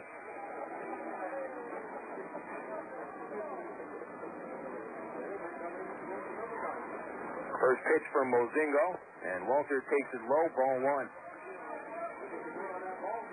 Be sure to stay tuned for the Travelers post-game show, and that immediately follows the final out of this game. It's the Allstate Insurance post-game show with scores around the major leagues and the Texas League, as well as a full recap of tonight's game. The 1-0 hit high in the air to left field, as Speedo has to wait for it, as this was hit about a mile in the air. And it comes down right to Jason for out number 2. So 2 outs in the 9th inning. Travs lead 10-0. And here's D. Brown. As they continue to play the introduction music, I've always thought if your team's getting beat this badly at home, in the final 2 or 3 innings. Just do away with the intro music. It doesn't make any sense. I did see a bit of a college game in Memphis between University of Memphis and Ole Miss, where it was a 19-0 final score, and they still played music in the 9th inning. Brown swings at the first pitch, flies it into right field. Gorneault is right there. He makes the catch, and this game is over.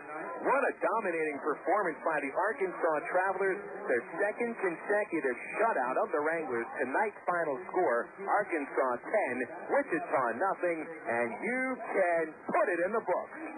Very, very impressive win tonight as the Travs have outscored Wichita 25-2 over the first 3 games of this season. Just amazing. We'll take a break. We will return with the Travelers Allstate Insurance postgame show on the ticket Total Sports 1380. That tailgate guy, we all know him. He's the guy whose car is always way too close for comfort. He honks. He flashes his beams. Now, sure, you can teach him a lesson by slamming on your brakes, but you're a safe driver. So you let him pass, hoping that somewhere down the road, a little speed trap is waiting to greet him. You see, you know that it's people like that tailgate guy that cause accidents. Accidents that can raise everyone's insurance rates. At Allstate, they think you deserve to be rewarded for not stooping to his level. So if you've got a safe record, Allstate can save you up to 25% off your auto insurance. Safe drivers cost everyone less. They should pay less. That's Allstate stand. Are you in good hands? For more information, visit your local Allstate agent. Call 1-800-ALLSTATE or click on allstate.com. Allstate, proud sponsor of the 2004 U.S. Olympic team. Discount on insurance offered only with select companies and subject to availability and qualifications. Discount amount may be lower and applies to most major coverages. Allstate Insurance Company and Allstate Property and Casualty Insurance Company, Norfolk, Illinois. Emergency hotline, can I help you? Yes, I need help. All right, sir. What's the problem? I can't taste my beer. I take a sip, I feel it in my mouth, but there's no taste. Okay, sir. Stay with me. What's your name? Robert. Okay, Robert, this is what I want you to do. Put the bottle down and step away from the beer. Okay. Walk straight down to the corner store and pick up a 6-pack of Miller Lite. Open one, take a sip, and everything should be right back to normal. Okay. Don't worry, Robert. It's going to be all right. Next time, try the light beer that actually tastes like beer. Great tasting, less filling, Miller Lite. Miller. Good call. Miller Brewing Company, Milwaukee, Wisconsin.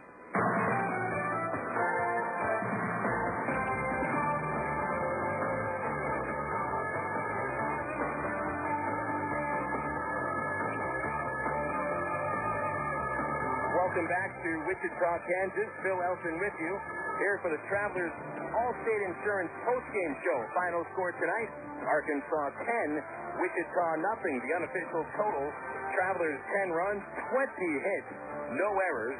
And the Wranglers, no runs, 4 hits, no errors. Tonight, the Travelers absolutely dominate the Wranglers, and it started off in the first inning. Alberto Callaspo with a leadoff single against Kyle Middleton.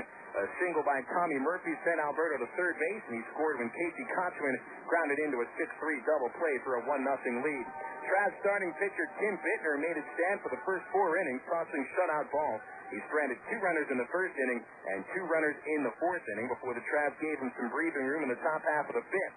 Nick Gorneault with a leadoff single off Middleton. He moved to second base on a ground out by Javi Rodriguez and scored on a base hit by Tommy Murphy to shallow center field for a 2-0 Travs lead.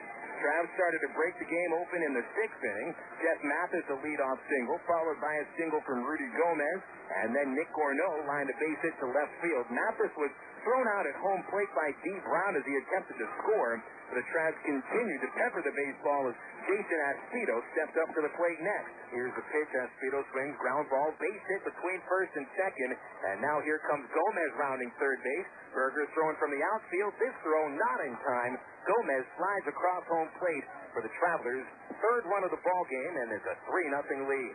3-0. It was then 4-0 after Javi Rodriguez came to the plate. The pitch to Javi hit up the middle and into center field for another base hit. Gorneault coming around third. He will score, and it's 4-0 Arkansas in the 6th inning.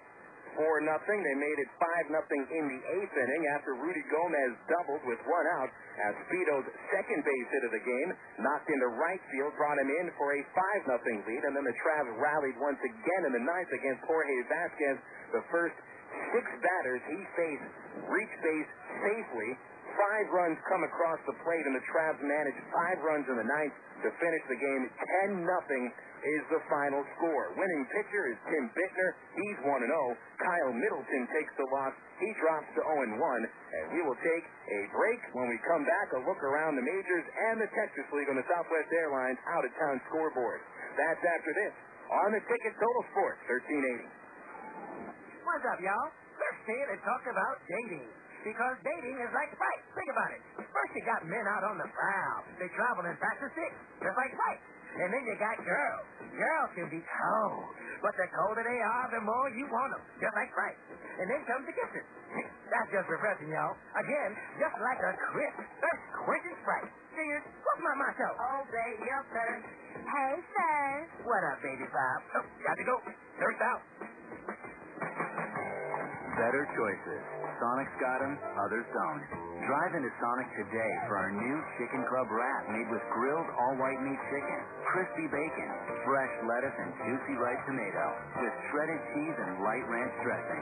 And for those counting carbs, it's now available with our new carb-friendly tortilla.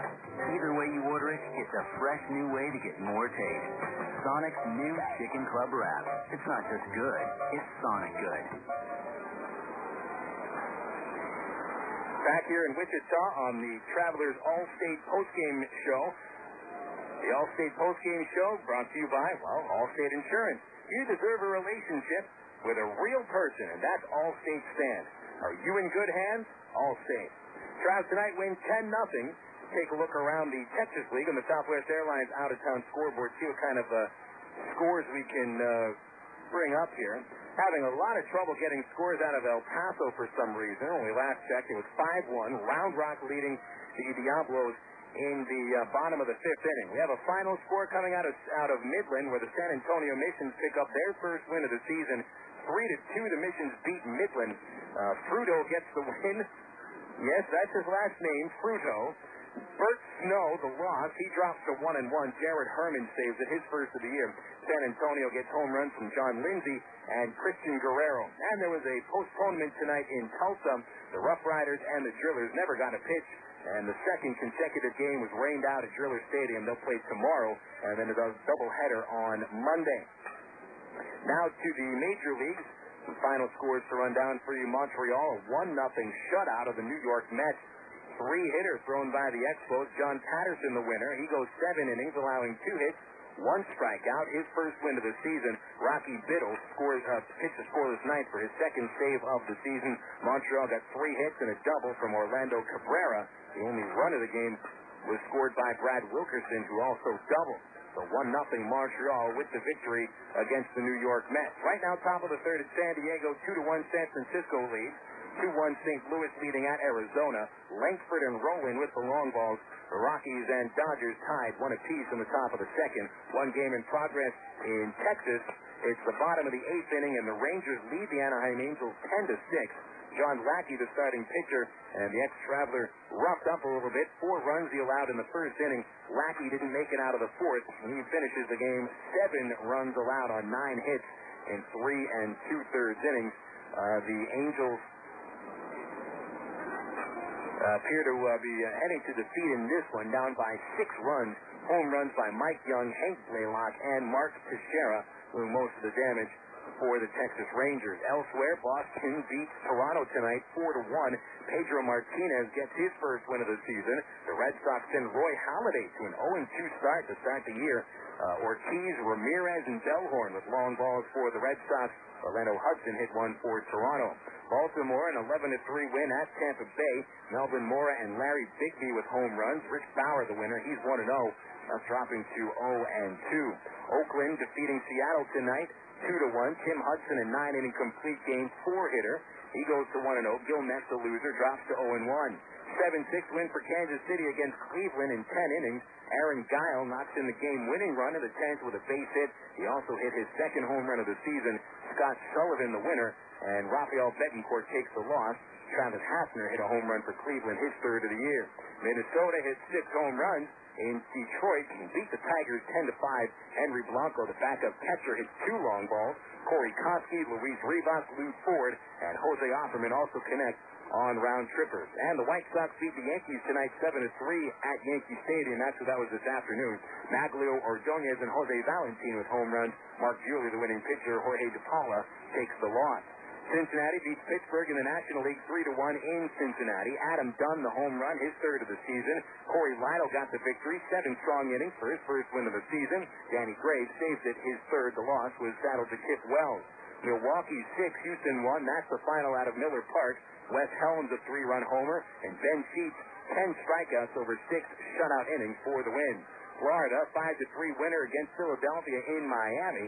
Darren Oliver got the win, his first of the season. Ex-Traveler Real Cormier loses for the second consecutive night. Armando Benitez saves it, his fourth. Aesop Choi, a pair of homers. Miguel Cabrera chipped in with a home run as well. Final score out of Atlanta, the Braves beat the Cubs 5-2 on the strength of a 4-run 8th inning. Antonio Alfonseca, the winning pitcher, he's 1-0. Former driller Andy Pratt takes the loss, drops to 0-1. Kevin Grabowski saves it, his first. Todd Hollandsworth knocked his second home run of the season. And now you're up to date across the Major League and the Texas League thanks to the Southwest Airlines out-of-town scoreboard. And don't forget, you can log on for low fares at www.southwest.com. We'll be back after this break to take our final look at tonight's 10-0 win for the Arkansas Travelers on the Ticket Total Sports 1380. Americans are used to paying a little more for convenience. $5 extra for the guy to bring the pizza to your house. A higher price tag on the aspirin at the convenience store. But Allstate actually charges you less to make things more convenient. If you insure your house and your car with Allstate, you'll save money. Up to 10% off the auto bill and 15% off the home insurance. If you ever need to use that insurance, you'll have the convenience of having only one agent to call. The Allstate home and auto discounts. More convenience, more reasonable. You shouldn't have to pay more for convenience. That's Allstate's stand. Are you in good hands? Find out. Visit your local Allstate agent. Call 1-800-ALLSTATE or click on Allstate.com. Allstate, proud sponsor of the 2004 U.S. Olympic team. Discounts and insurance offered only with select companies and subject to availability and qualifications. Discount amounts may be lower. Allstate Insurance Company and Allstate Indemnity Company, Northbrook, Illinois. Spring is in the air. The sound, the smell, and the excitement of Arkansas Travelers baseball. The Travs are back for another great season of Texas League baseball, and you can be there for all the action at Ray Winder Field with a Travs season ticket. For just $195, you'll get your own box seat and a parking pass for all 70 Travs home games. For Travs season tickets, call 664-1555 or visit Travs.com.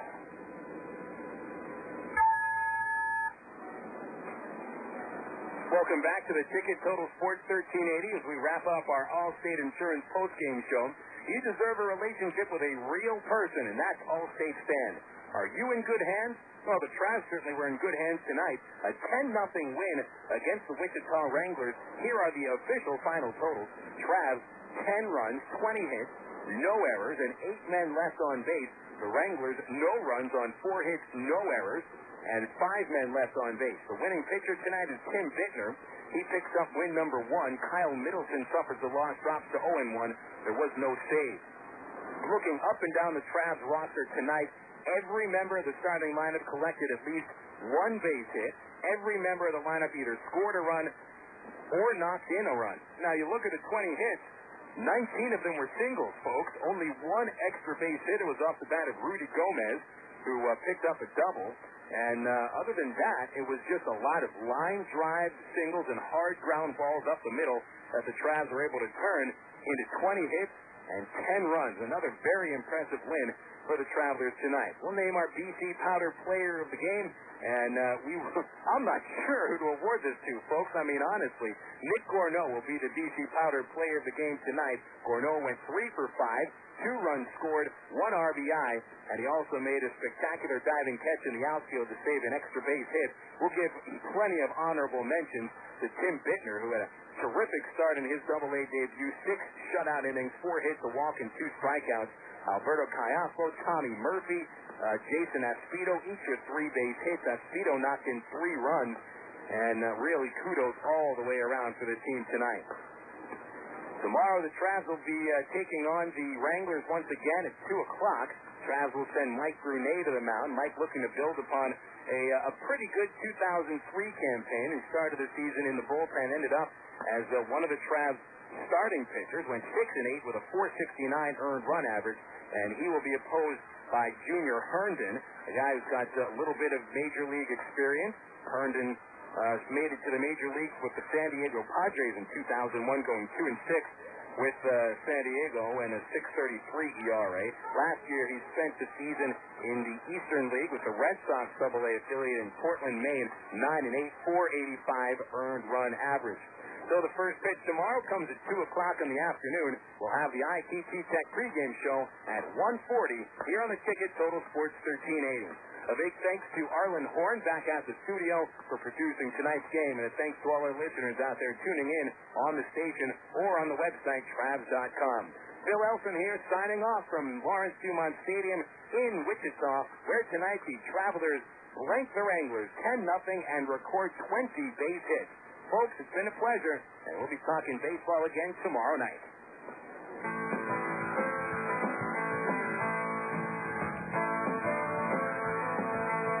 You've been listening to Arkansas Travelers Baseball on the Ticket, Total Sports 1380.